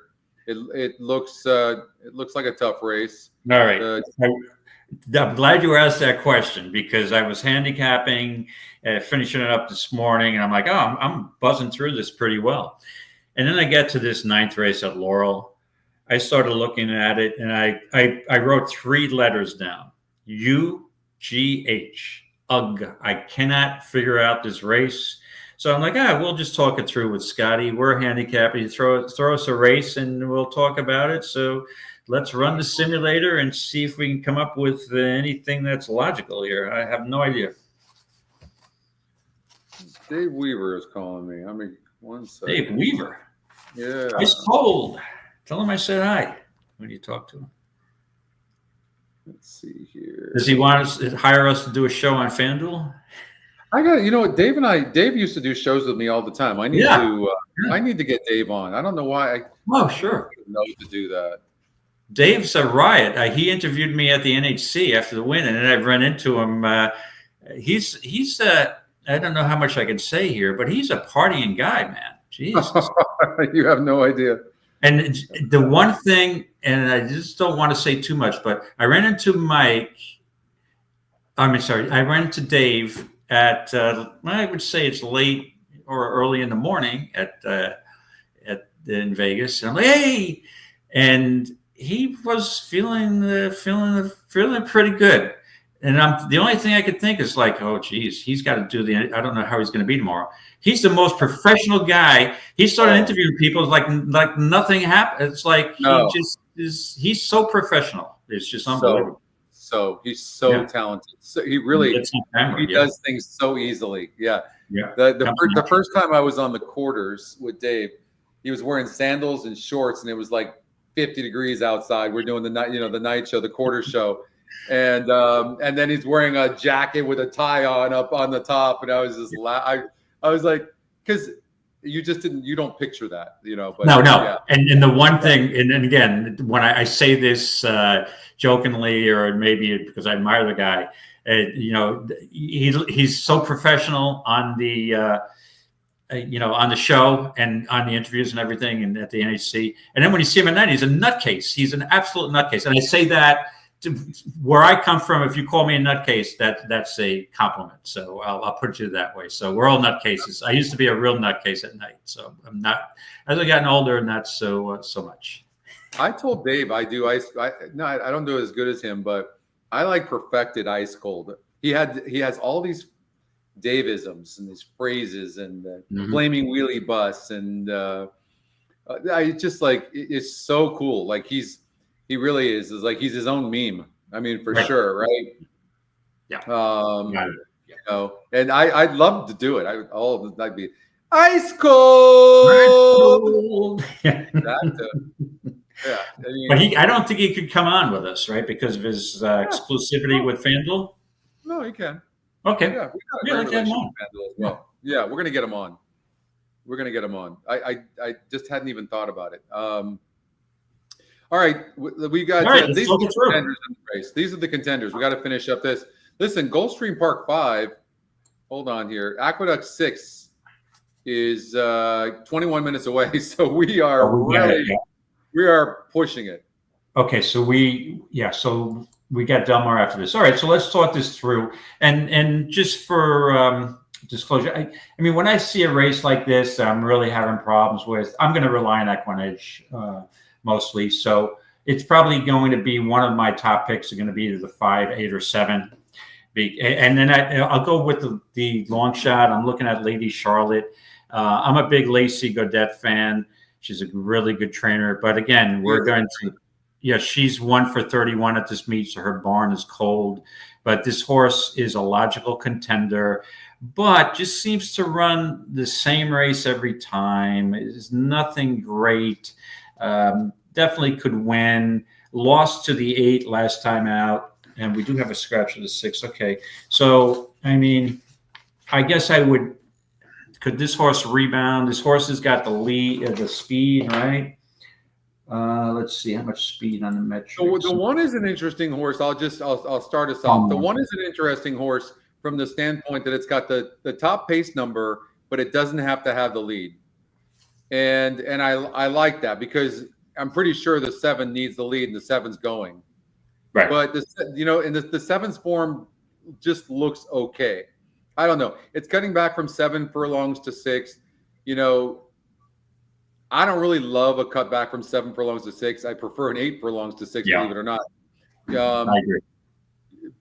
And I know it's got a good win percentage. I'm going to try to beat the 7 horse, although I think it's going to have the lead. 1's going to be sitting right there, and 1 might even go from the inside, being on the rail, no doubt about it.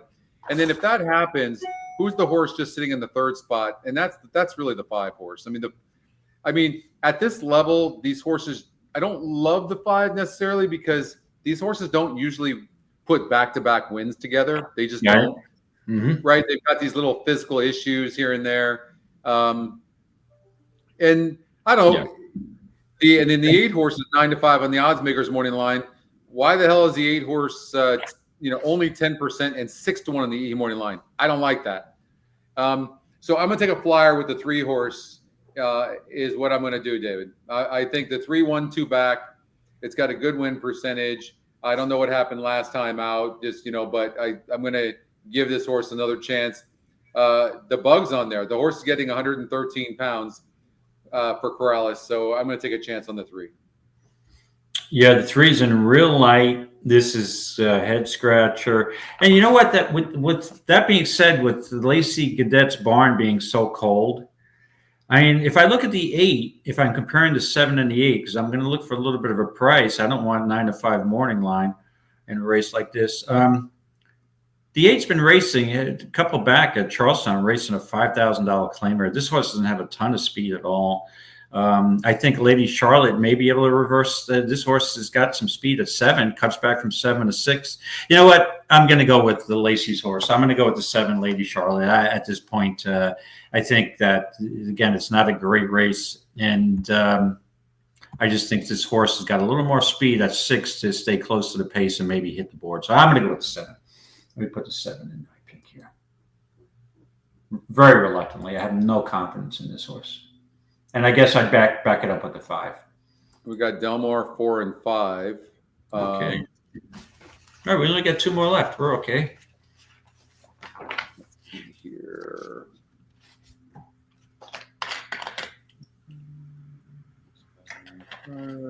I'm actually putting in my plays for Aqueduct. I didn't put those in yet.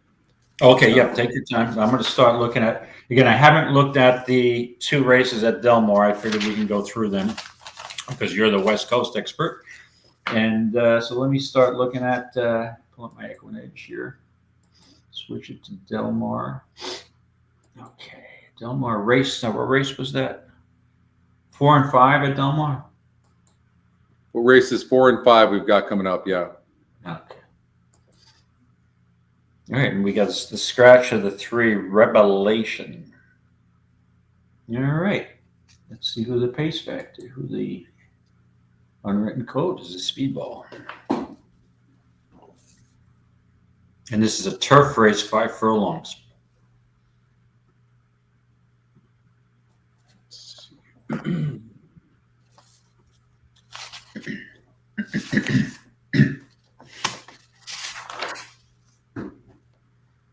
You chose the 4 horse, Miles and Miles, in race number 9, correct? Correct. and I went with the 8 horse Rocked Out. Okay. Yeah. This is all of these races are tough today. Yeah. I think those 2 races at Gulfstream could chalk out.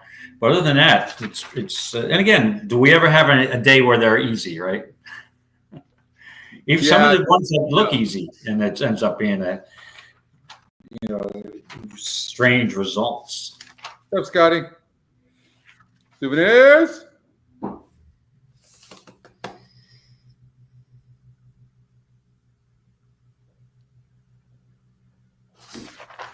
All right, the simulator is going. We should have an written code with a clear lead, correct? It makes sense. But the 5 does put blinkers on. Yeah. So is the 5 going to? Can the 5? The question is, Scotty, at 5. This is 5, right? Yep. Can the 5 rate and at 5 off the pace and close, or does the 5 need the lead to win? Well, the 5 needs the lead, and then the 5 only has 3 wins in 25 races, and the GSR is dropping 10 points. So for me, I mean, look, 4 races back, it was 25% to win. Today it's 24. It only lost by a length and a half, 1.5 lengths. So I can't say this horse can't run here. I got to believe there's somebody better than this horse, though, and I will try to definitely beat this horse if I can. I'll definitely, look for, a horse that's got a better GSR. I mean, even look at the 4 horse who's 12 to 1 on the odds makers morning line. I think the horse is class compromised, though. I'll probably go with the 1 or the 7. That's what I'll end up probably going with. If I look at the 1, it's burned a little bit of money. It was claimed for $25,000 off of Vladimir Surin. John Sadler is about 15% with first time out claims. And the horse had the 2-hole last time out, going 6 furlongs. Now cuts back to 5. Almost won going 5 furlongs against a similar group, but has a higher win percentage today, right? So certainly we know that the 1 can handle the distance. 7 seems a little bit faster and going to probably get a really good trip. And it seemed to be able to rate a little bit off that last race. It had the 7-hole last time out, going 6 furlongs. And I'm not sure if 5 furlongs is a better distance for this horse, but it did pretty well. It looks to me like when this horse doesn't clear, it struggles a bit. Is what it looks like to me. But I mean, certainly the 7 horse is a player, but I have a feeling the 1 horse is live and ready to go. So I'm going to take the 1. Yeah, I like the trouble line and steadied. Finished a 4th as the favorite. That was a claimer, right? First time off the claim for Sadler. The 2 will have the lead. I'm afraid of the 5, so I'm probably not going to use the 2. It'd be the 1 or the 5. Is it a flip of the coin? I'm going to go with the 1. I'll be on board with you. Okay. I'll go with the lead pick. So let me put that in. I almost forgot to put it in. All right. I'll get us over to race number 5. All right. So last race to go. Delmar, 5th race, 5.5 furlongs.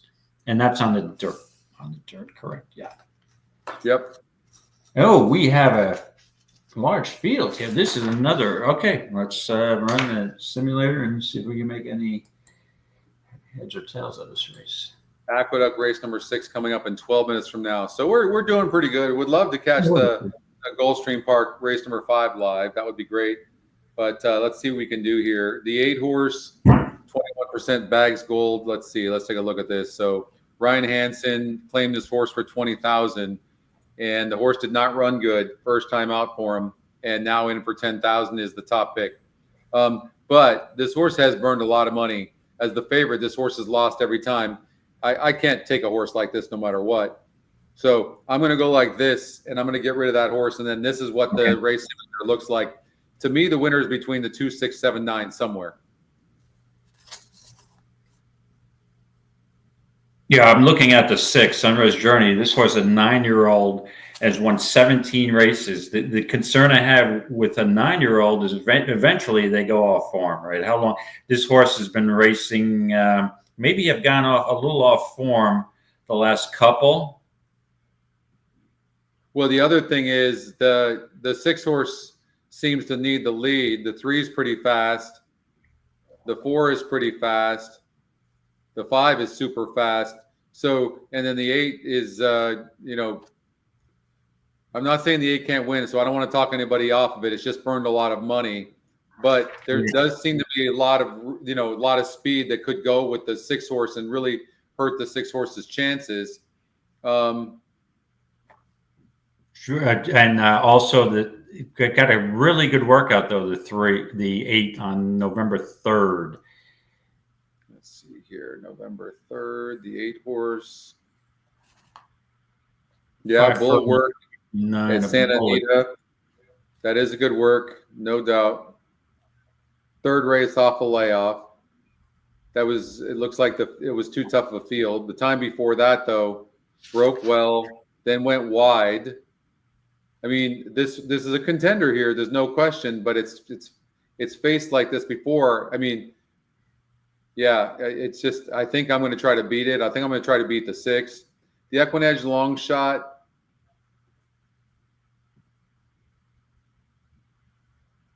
I'm going to try to beat as well. I'm going to narrow it down to here. I think the Soul of Midnight, the 7 horse. Why don't we look at that horse and tell me what your thoughts are there? The horse seems to have some tactical speed. Probably also another horse that's better on the lead, though. Yeah, it looks at this distance, 5.5. I don't think this horse will have the lead, but third race off a layoff, and it drops in half. It drops from 20 down to 10. And I don't think this horse has been racing that cheap ever. So yeah, definite contender for Steve Knapp. And then I think I know it has a low win percentage, and I hate that. I don't know why. By the way, Edgar Paris, don't ignore anything he's on. He can ride. He's rides at night. He's the top jockey at night for thoroughbreds. But this horse has rattled off 3 straight races, and against similar, but what's just weird, coming in from up north, but just drops from 40% to 4%. But the race simulator's got that horse right there. I mean, it seems to fit here to me. Yeah, it's not really a type of horse that I'm interested in either. Yeah, I think it to me. Like the 9 horse, unfortunately, is just an absolute horrific breaker. But has won at the 2 races at the distance, has won at Del Mar. There's 3 horses who've won at Del Mar. It's the 6, 8, and 9. The 7 really scares me. I think I'm going to go with either the 6, 7, 8, 9, and it's just a matter of making a quick decision here. My only problem with the 7, look at the 7 does not pass horses. It just doesn't. And it's not the fastest horse in the race. But it does drop down from a 20 to a 10. So should have a better performance here, you would think. And the jock stays.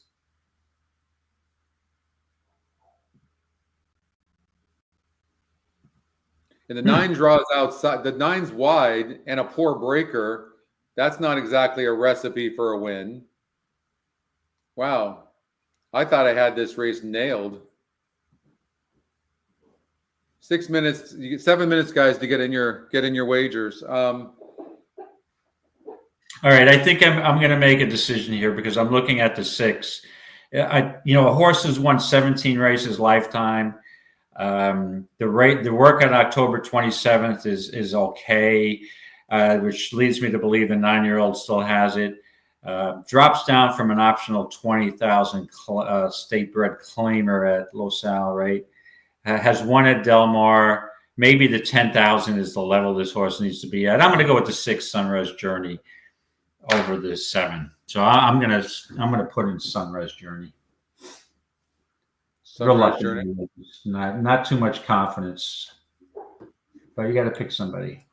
Yep, me too. David has the 6 horse. And choice on the EquinEdge. I can't take. I just no way I can take a wide post on the 9 with no speed and a poor breaker. It's just that at 5.5 furlongs on top of that. That just I cannot do it. The 2 horse is not my type of horse either. But it certainly could save ground on the inside. The race simulator has the horse right there.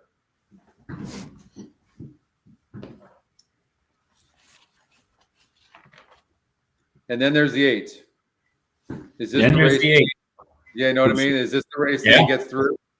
And I like the workout. I mean, yeah, see, yeah. Lost to Soul of Midnight back on March 10th, who's a 7 horse. Yeah, it's a very competitive, wide open race. Again, another horse, the 8 dropping, from a 20 to a 10. So you got 3 of them. Even though it doesn't look like the 8 has been at the 10 level, and neither has the 7. So I think you could use a 6, 7, or 8. Well, I don't have anything I love. It's either for me, it would be the 2 or the 8. I can't get by that 4% win, but it is 6-1 on the odds maker morning line and 6-1 on the EE morning line. But I think I have to go with the 8. Okay, so it's the 8 for Scotty, and reluctantly it's a 6 for myself. So 6 for me, Scotty. I will tell you this: I'm just looking at the feed from Aqueduct. And despite the fact, what horse is that? No, he looks good on the track. I was just going to say the 5 is looking really good on the track, but that's the horse with 2 for charging, second off a layoff, who's got no speed, and his track picks up the mount again. And isn't that the horse you put on top? In which race? The 6th race at Aqueduct, the 5. I put the 5 horse on top. Yeah, 8 to 5. And I have the 7 on top, who's the 3rd choice at 4-1. The 2, the other horse I like, the 2, Watasha, is 3-1. That makes sense with Irad on. Yeah, the 5 is looking good on the track. So I think in my horizontals, I'm going to use the 2, 5, 7 going forward here. So let me put something on that. Oh, Mike's back. Mike Saletta, you using that ice horse in the which race is that? Brilliant Ice in the 7th race. The 3 horse at Laurel is that Mike? Since you're as big of a hockey fan as I am, you're going to do the hunch play there. I am. I was going. You know what? I decided to go with Unbridled Bomber there, but good luck. Good luck. Sometimes when you're looking at these online contests, you don't handicap a lot. You're like, just throw in the Brilliant Ice. I'm a hockey fan. So this horse was really good. Clifford's Ice is 1 for 3 with layoff horses. And the only reason why I'd probably have to say no to this horse, no, it can rate. I mean, I think the horse can rate. Yeah, it can rate. It's how's it training? Bullet work here. Nice drill here. Yeah. That's a decent long shot, Ralph. No, yeah, to me, that could be an NHC horse all day long. Yeah. Yeah, especially in a race where these horses look vulnerable. The only thing I would say is, face 5 horses here, or 4 horses here, 4 horses here, 4 horses here, 5 here have been getting its butt kicked. Here, against a 50 group was 31%. And what I don't like about it, honestly, is it draws inside. So it's not like, at 5.5 furlongs with all this speed in the race, I probably would play against it. I'll tell you what, there's so much speed in this race that could stop that the 9 horse El Diablo Rojo that I'm thinking about maybe could get there this time around. Because there is a lot of speed. There's a lot of speed that's going to stop, which puts that 9 horse up. The connections just aren't winning here. Yeah.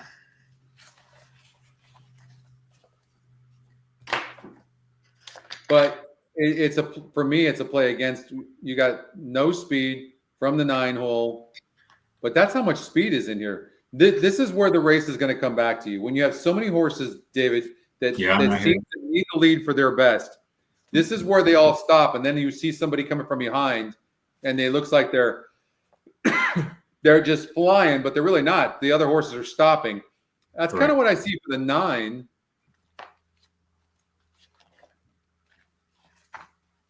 And then you got the 8. I mean, look at the 8. I mean, how much money does the 8 have to burn for us to stop playing this horse? I hear you. Absolutely hear you, my friend. I'm doing the 9. Then because you know what, if the 8 wins, it's predictable. But if the 9 wins and I don't have it, I'm going to hurt myself.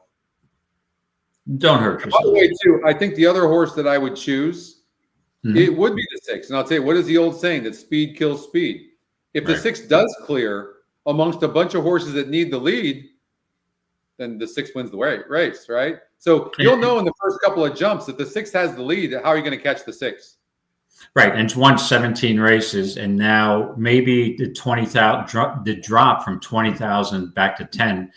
I would almost guarantee. I mean, I'm using a horse that I almost am pretty positive that horse is going to hit the board for a second or third. So I'm just hoping we'll get the win slot with it. Yeah. How much do you like your 7 horse here at Aqueduct? 92. I like it a little, especially since the 5 is even money now, which is again that's Pratt's going to take money there. The horse is live, but not a lot of speed. It's got a really, it may be an even track today, but 7. I'm liking the odds at 9-2. Yeah. Yeah. So I also used. I played a pick 4. I'm using the 2. I know Mike Saletta's on the 2. 2, 5, 7. So I'm with those 3 horses. Yeah, the 3 top choices, but again, I'm hoping to get the 7 on top. Or the 2 because Mike's got it. We're going to fade that 5 a little bit. Except, sorry, Scotty, you've got it, so we're not going to fade it. If you're no, that's okay. That's okay. I use all 3. Yep. Yeah, the 3 or 4 will probably win. I'm like, I'll be scratching my head. 7's going to get a good trip here. 7 is going to trip out for sure, no doubt about it. Like, all right, they're moving into the gate here at Aqueduct. We've got a field of 7 horses with the scratch of the 6 horse, and your favorite is the 5 horse at even money. And it doesn't have much speed, but it has seemed like speed has been not been holding here. It's been doing okay, but it seems like in the last few races, David, that coming from behind is not a problem. Yeah, I think I'm going to make a judgment that it's a relatively even track. Yeah. Really, so you can do both, but we'll see. I'm still a little afraid of the 8 going wire to wire here. We'll see how it goes. I had to put a saver wager just now on the 8 horse. So I don't trust that horse not getting the lead, and I've seen it too many times. We talked about the 2 horse as well. And right. I'm changing up, and I'm doing the 2. Okay, good luck. They're off. Yep, because I'm banking on the 2 horse kind of saving ground on the inside. There goes the 4 and the 8. So the fact that the 4 is going with the 8 is a good thing. I'm happy with the break of the 2. I have no problem with that.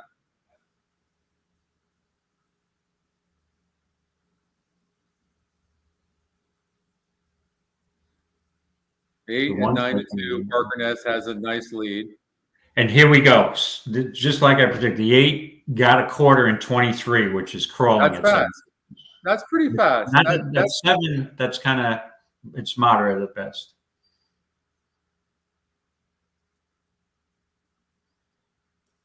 Here comes the 4, and here comes the 7 on the outside. Getting the trip that I envisioned. Come on with that 7. Looks like he's loaded today, Scotty. Bye. 7 is in hand under Franco. 5 is all out. 2 is going to have to go wide, but the 2 is coming.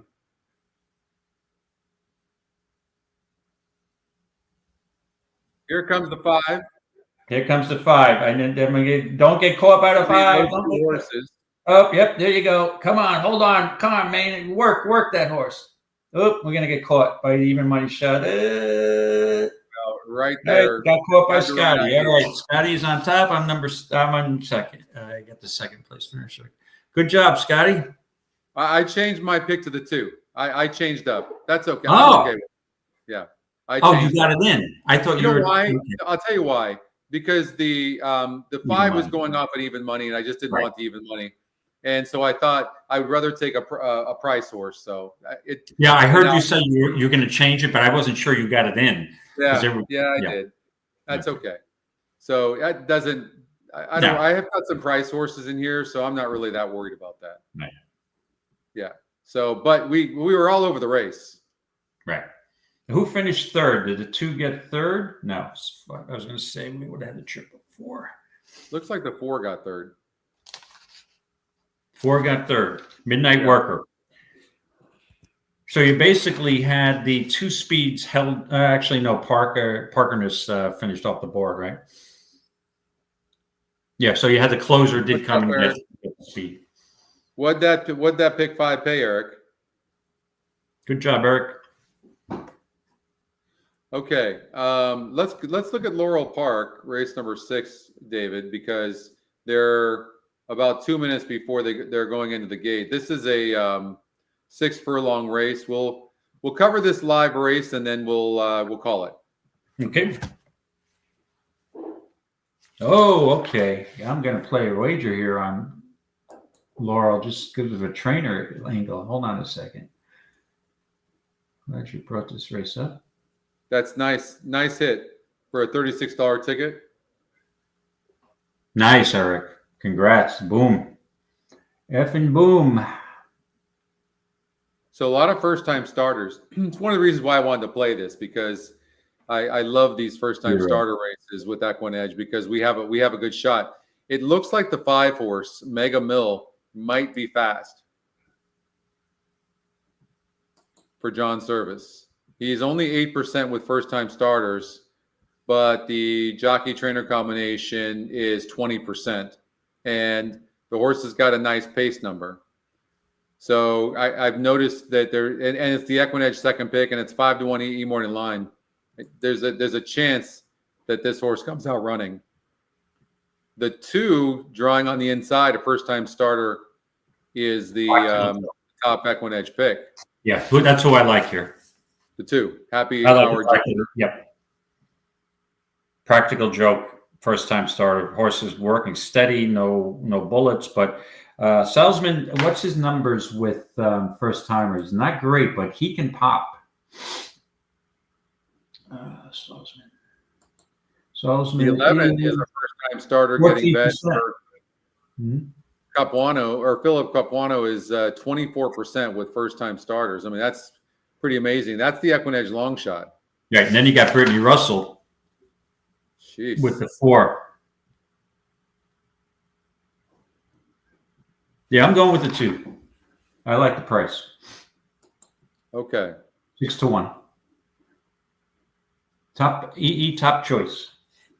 Let's take a look at them just to see if we can get a little bit of push towards a horse. So the 1 horse looks okay.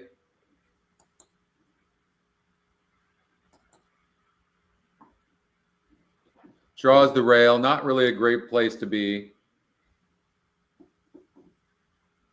You know what I look for with some of these 2-year-olds? These are 2-year-olds, I'm assuming. Yeah, especially, well, not just fillies, I was going to say, but I look for them, when you look at them, can you tell their age? You know, do they act their age? The 11 horse does not look its age. Like, it very mature, nice body, not a huge horse, but certainly, you know, looks good. Flesh looks good. I would imagine this 11 is going to come out running for sure, and looks fast.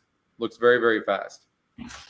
So yeah, you could be acting more professionally, right, for your 2-year-old filly, because I'm sure you've been like me. We've been at Gulfstream, or you've been at Delaware, and a lot of these 2-year-old races at Gulfstream, especially in January when I'm down there, I will go into the paddock and I'll sit there and make notes. And you get a lot of horses, especially if field is large. You got a lot of fractious horses, They're learning the game. They're nervous. A lot of first-time starters are all over the place. So yeah, she's acting really professional. Yeah, especially for a filly. She looks really good. Flesh looks really good. It is a wide Yeah, it is an outside, really wide outside post. But I would prefer the outside post for a first timer than the inside. I post. agree. I fully agree. And she draws the 10 hole because the 7's been scratched, so they'll move them in.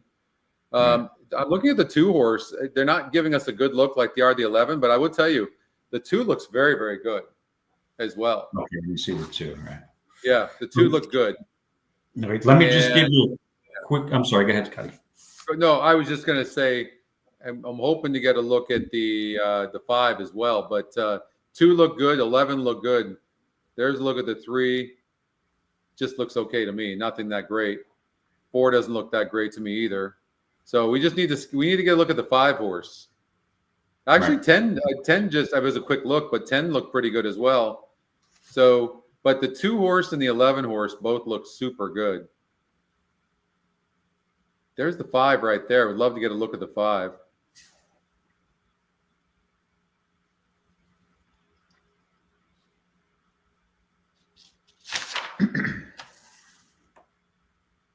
All right, while they're loading in the gate, I'll just give you an update on the NHC qualifier. Because we had a chalky result to the first, the leader has $7.10.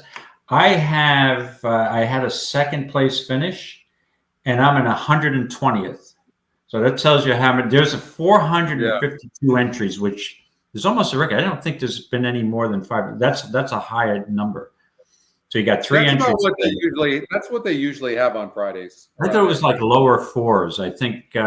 Well, I mean, it can be. Before Lift the Lid is on the track, and the jockey is now. Well, good thing. 452 entries. On Toledo. Good 12 points. Good Jimmy on Toledo riding still for liking the 2, lid. Still liking the 11 a lot. In the 6th race, Jimmy on Toledo jockey on 4. There's the 5. Lift the Lid.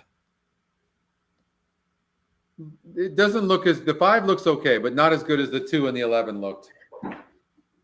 Okay, I think the 2. I'm going to say the 2 is going to go wire to wire in 11 seconds. How about that? Chicken licking happy hour, Joker. By the way, while we can get this in here, we're doing a show covering stakes races from Lone Star Saturday night, tomorrow night, David. And really? There's a 900,000 all quarter horses, a $900,000 race, and all we're doing is covering those 5 races. We're going to play a pick 5, a pick 4, rolling pick 3s. Nice. It's going to be a fun show, so you might want to tune in. We sent an email blast out, and I know you guys have got the stretch run tomorrow as well. Right. They're off. 2 didn't get the lead. Mega Million Lift the Lid showing early. Foot 10, Chicken Licking on the chase there from 3rd. Ms. Notion on the outside in the clear. Claire Court is away running in the 5th spot. Mad for Maddie's next in 6. Happy Hour Joker racing in 7th. Miss Collected to the back of the pack with Stella Evelose. The 2 has had a horrible trip. You see the horse the jockey has on that 2? Night call. Can see them all in the back of between horses heading into the far turn. Mega Mill's the speed. He's got a lot of horse. Mega Mill, the one to catch, leads Ms. Notion by almost 2 lengths. Ms. Notion keeping pace and bearing down now on Mega Mill with 3 furlongs left to go. It's 2 lengths back. The horse is a nice horse, in 3rd. The 11 and 5. I mean, this race looks between them. Traveling in 4th position. 11 is really running nicely. Chicken and Mad for Maddie racing side by side. Happy Hour Joker is next, and now that you might want to put a note on that too. Now a couple of spots, so they're into the stretch. Ms. Notion, Ms. Notion now grabs the lead. Figured the 11 line with Mega Mill 2nd and getting all, and Ms. Notion is in front, and Ms. Notion with a solid looking score debut. Ms. Notion, the score. That horse has got some ability. You picked it out right off the bat. How professionally this horse was warming up. Yeah, for a 2-year-old filly. Good call, Scotty. Yeah, thank you. I appreciate that. Now let me ask you about Lone Star. That's tomorrow evening. We can't wager on that at Lone Star. We can't? No. The Texas thing. I didn't realize they're not exporting their signal unless they changed it. Nick Tamero would be the guy to know to yeah. I need to find that out. I thought they changed that. I'm not sure. You may be right. Let me just. Yeah, Nick would be the guy to reach out to. Nicky Tamero. I'll reach out to Nick. By the way, or even Trey Styles would probably know too. Trey would know. Watch for this horse back, even at this distance, but further, right? The 2 horse. I'm going to follow this horse as well. I thought that was super impressive, but okay, Russ. Okay. Thank you, Russ. So quarter horses are okay, just not thoroughbreds. There we go. Okay. Thank you for the clarification, Russ. Yeah. Perfect. Okay. Yeah, I knew there was something, and don't ask me why. And Texas has got some weird rules, but okay, that clarifies it. So there is, obviously, you wouldn't run a show if no one could wager on it unless you're from Texas. Unless we do a total, Texas bred show. It's actually there's a lot we're covering. It's going to be a fun show tomorrow night. We've already handicapped a bunch of it on the weekend preview show yesterday. And then tonight I'm going to be handicapping, and tomorrow I'm going to be handicapping for that show. We're going to cover every single horse that even has a chance of winning. It should be a lot of fun. And one of the races, $1 million, is the richest Texas bred purse in for 2-year-olds. So it's going to be, it's going to be a lot of fun. And there's some competitive races. There could be some prices, and we'll have all the details. We're hoping to get Jim Byers possibly to come on and talk to us about the horses he likes in those 5 stakes races. But it's gonna be a lot of fun. Actually, why don't I just give you a preview of this? So I'm not the quarter horse. Quarter house is not in my wheelhouse either, but quarter horses are definitely not in my wheelhouse. So I will try to tune in at some point tomorrow. Maybe I'll play a few.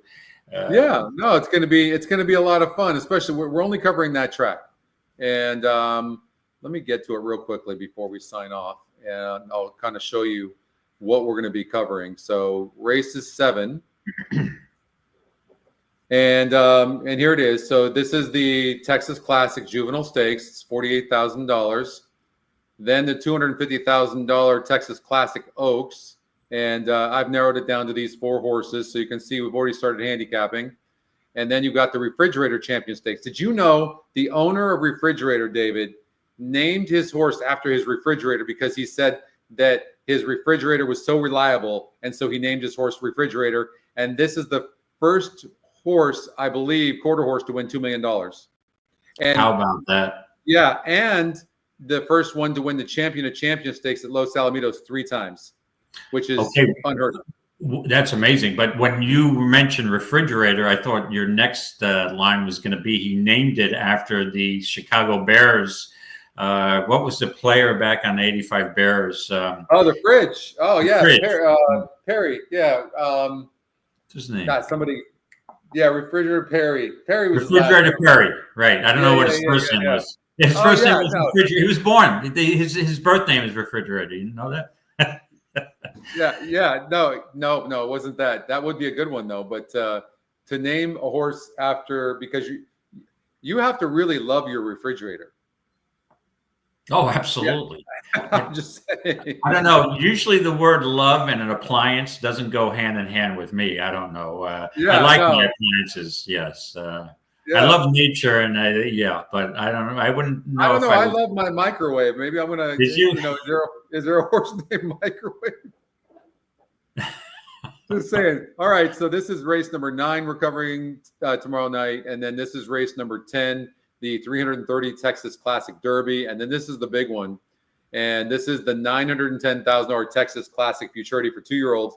And let me tell you something. This is wide open, and the top EquinEdge pick is 12-1 on the odds makers morning line. It's not, and it's 9-1 on the EE morning line, but this horse is 26% to win, David. We can get William Perry. Thank you, Scotty. William Perry. Thanks, Scott. Yeah. William Refrigerator Perry.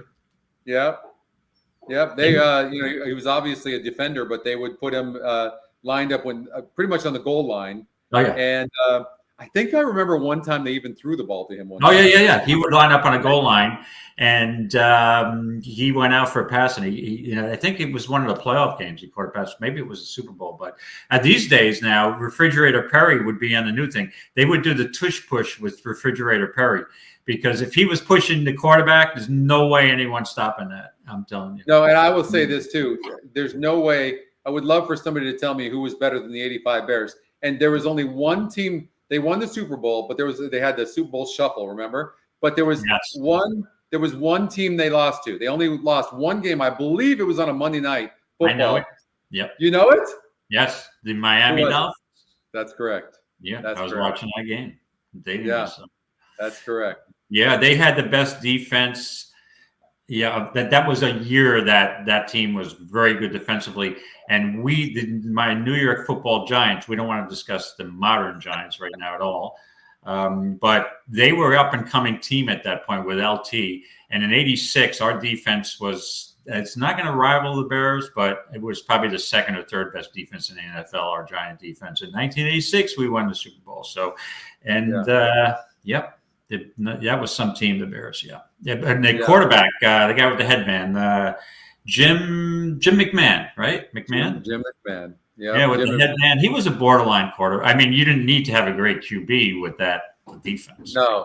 No. He you know what was good about Jim? He just didn't do anything to hurt them, but he was not a great quarterback. No. Yeah. He didn't hurt you. Who else? There was another quarterback I'm thinking of that kind of reminded me of him that wasn't that great, but just didn't do anything to hurt him. You know, whereas like nowadays you see these quarterbacks are so freaking good. Like you can't win unless you have a great quarterback. You know, right. You look at Patrick Mahomes, Josh Allen, Josh Allen, Mark Jackson. Just these guys are. If you took Mahomes off of, I hate to say it, but it's just the truth. You take Mahomes off of, from Kansas City. Come on, that they would be 100-1 to win the Super Bowl. Yeah, and Daniel Jones, he's one of the embarrassed. Yeah, you put down. I'll tell you what. You take Mahomes off of the Chiefs quarterback and put Daniel Jones in there. What you think they'd even be a playoff team? What's up with the Jets? Why can't the Jets get their act together ever? Are they the worst managed team in the country? Like over the last 20 years? Absolutely. It's just no matter. They just always make the wrong move. Let's go and sign a big contract to the oldest quarterback in the league, who is not the most mobile guy. And Green Bay didn't want anymore. I mean, if they're giving him up, there must be a reason why. Walter Payton was the offense on the Bears. He was. Rodgers is. He's just. I don't know. He doesn't seem like a very good dude either. No, it's all about him. Right. The New York press is going crazy because the whole team revolves around Aaron Rodgers. And, he makes the decisions. He's like the general manager, and he's kind of a quirky guy. And, Scott, he could be a punk. Yeah. They should have the Jets probably should have stuck with Geno Smith. Right? Look at Geno Smith. He's become a viable starter. He was almost, his stats 2 years ago were up there with the top 5% of QBs. Okay, I got a question for you. Since we're on the subject of talking about Walter Payton on offense, who is the top running back in that you've seen, like in your prime, in your lifetime? I have one that stands out to me big time. Is there one for you?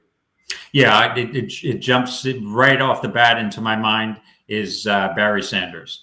Great running back, bad team though. That's the thing. He was the whole team. And I felt he retired early. I will say I know who you're probably going to say. Who?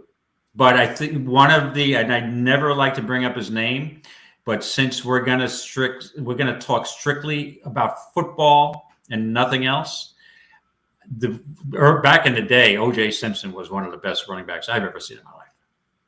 Yeah, he was. I mean, he was good back then. Right. Yeah. Earl Campbell was great. OJ was good. Peyton, no doubt about it. Who's your guy? Okay, well, I'm going to tell you the best running back though ever, and it's not even arguable, is Barry Sanders. It's just not. I don't care. I mean, that dude, nobody was ever as elusive as him. Crazy.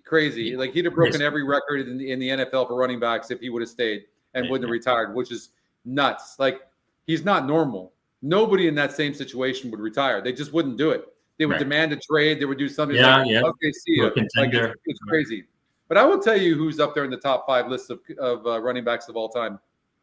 I grew up a Rams fan, and Eric Dickerson was just phenomenal. Dickerson, and strong, really, really fast, honestly. And then for a while there, with Robinson there, they were on the same page. And then when that went bad, but because you need a good offensive line too. That's what makes Barry Sanders the best running back by far. He had nothing. Like that dude did everything on his own. Like he made people. You ever see the highlights of Barry Sanders? He made people look stupid. Yeah, it was so crazy. I mean, you watch those Thanksgiving Day games. It's the only reason to watch. And I mean, he'd be thrown for a loss for a couple of carries, and then he would just elusively bounce around guys and run for 85 yards for a touchdown. It's like, wow, that was unbelievable. Let me ask you a question. You're a big Rams fan. Are you too young to remember the Vince Ferragamo days? Oh no, that was right. I started watching the Rams in like 1970. Chuck Knox. The Chuck Knox, of course. Ferragamo, number 15. Ferragamo was a good quarterback. He didn't do anything. Yeah, he did. He didn't do anything wrong. He wasn't great. It was just, he came at the right time, and they had a pretty solid offense and defense. So Ferragamo was okay. Nothing great. They had some decent receivers as well, during that year.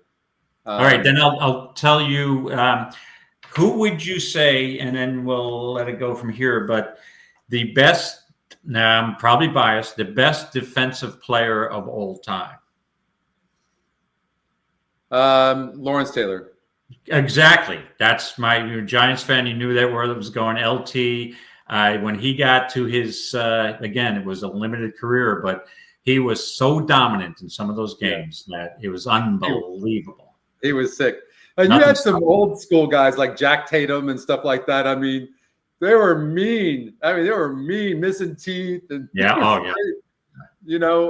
there's been some good ones. I don't know. For me, this I don't know. Football it was so much better back in our time. Basketball was so much better back in our time. Horse racing was so much better back in our time. Like, they do all these things to try to make the game faster and stuff like that. But what they forget, like with the interbreeding with horse racing, David, the truth is like, we don't need you to be faster. We don't need any of that stuff. We want competitiveness. We want heart. We want grit. We want a team. You know what I mean? Yeah, Reggie White was fantastic as well. No doubt, Todd. Yeah. And I see Mike Slade mentioned Jim Brown as a running back. Yeah, a little before my time. Like, you have some really talented athletes, but what you really don't see that much of anymore, you do a little bit. You just don't see team where people are playing as a team. You just see like some talented athletes, Yeah, you look at these diva, especially these diva wide receivers. I mean, you're down, no names mentioned, but you're down 28-3. And a guy gets a first down and he's spiking the ball and making this like celebrating that he got a first down. It's a team game. Your job is to win, right? Yeah, it is. It's so attractive when you see players, building up their teammates and things like that. Like, that's just the best, and I don't know. Maybe I'm old school too, so maybe that's maybe the young people look at now, but they also don't have a reference point as well, right? Correct. Like, we knew what it was like, and we saw that like in the time with like Monday Night Football was like an event, like religion. You wouldn't miss Monday Night Football. Yeah, no, Frank Gifford. No. Yeah, it was Frank Gifford, Howard Cosell. I mean, the NFL fosters all of this, Scotty. Look at this end zone celebrations. If you get a defensive turnover, you got the whole defensive team running into the end zone doing this choreographed, scripted celebration. I'm like, what the F is that? Come on.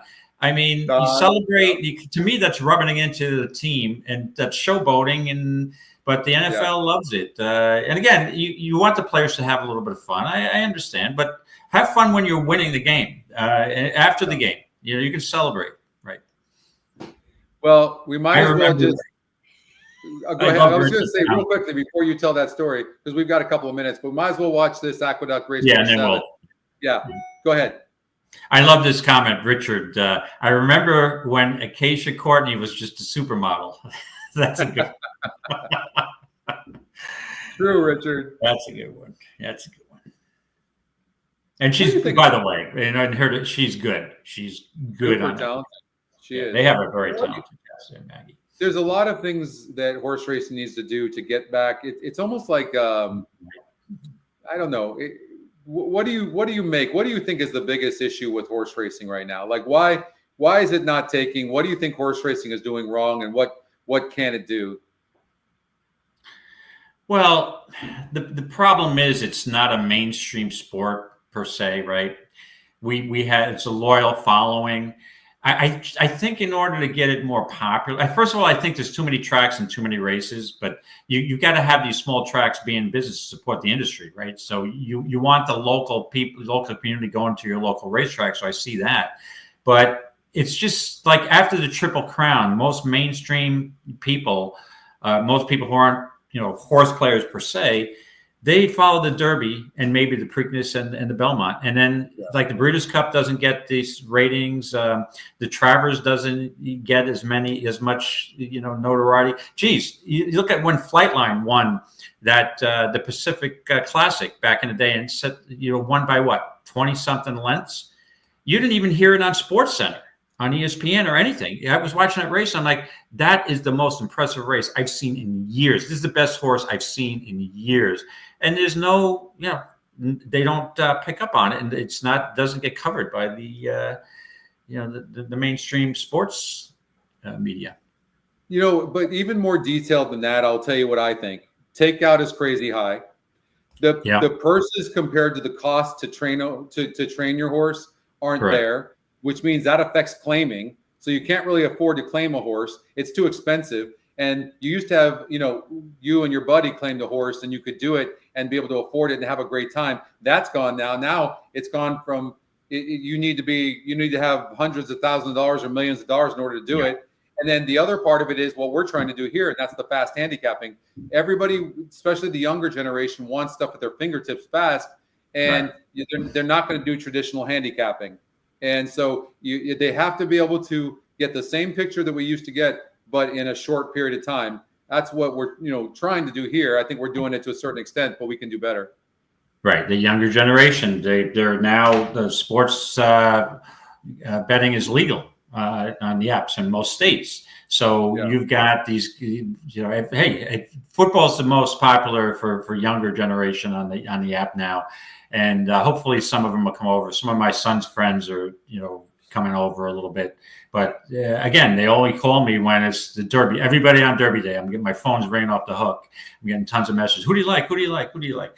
But other days of the year, I don't usually get as many. It's like, so we've got to get it. I don't know. Is it ever going to become more mainstream, or do we just, the people who are interested in the sport? I know some people have dropped out because of the takeout and the rules and online gambling's part of it. Scotty's right. Online gambling's part of it. No doubt about it. Right, they are loading in the gate at the Big A, so we'll watch this race and they got to get more into the NHC because there's so much money on the line. They got to start listening more to our show so we can get them inspired. They can win a ton of money without spending a lot. That's exactly right. The tournament play is a way to go too. Yeah, to me, the tournament play is a way to attract people. All right, they broke out of the gate. The 8-horse broke very nice out of the gate.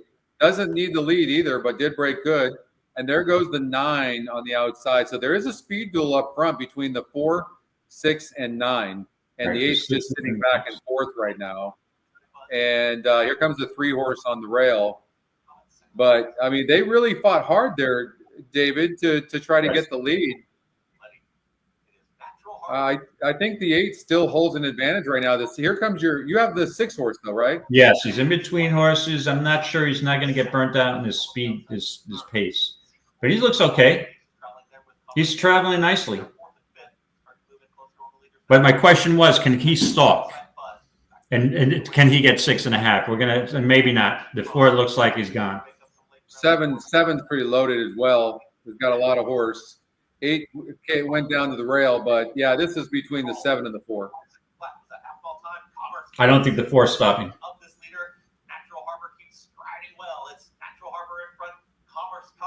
It's very close. It's going to be very close. He is. 7's really reaching.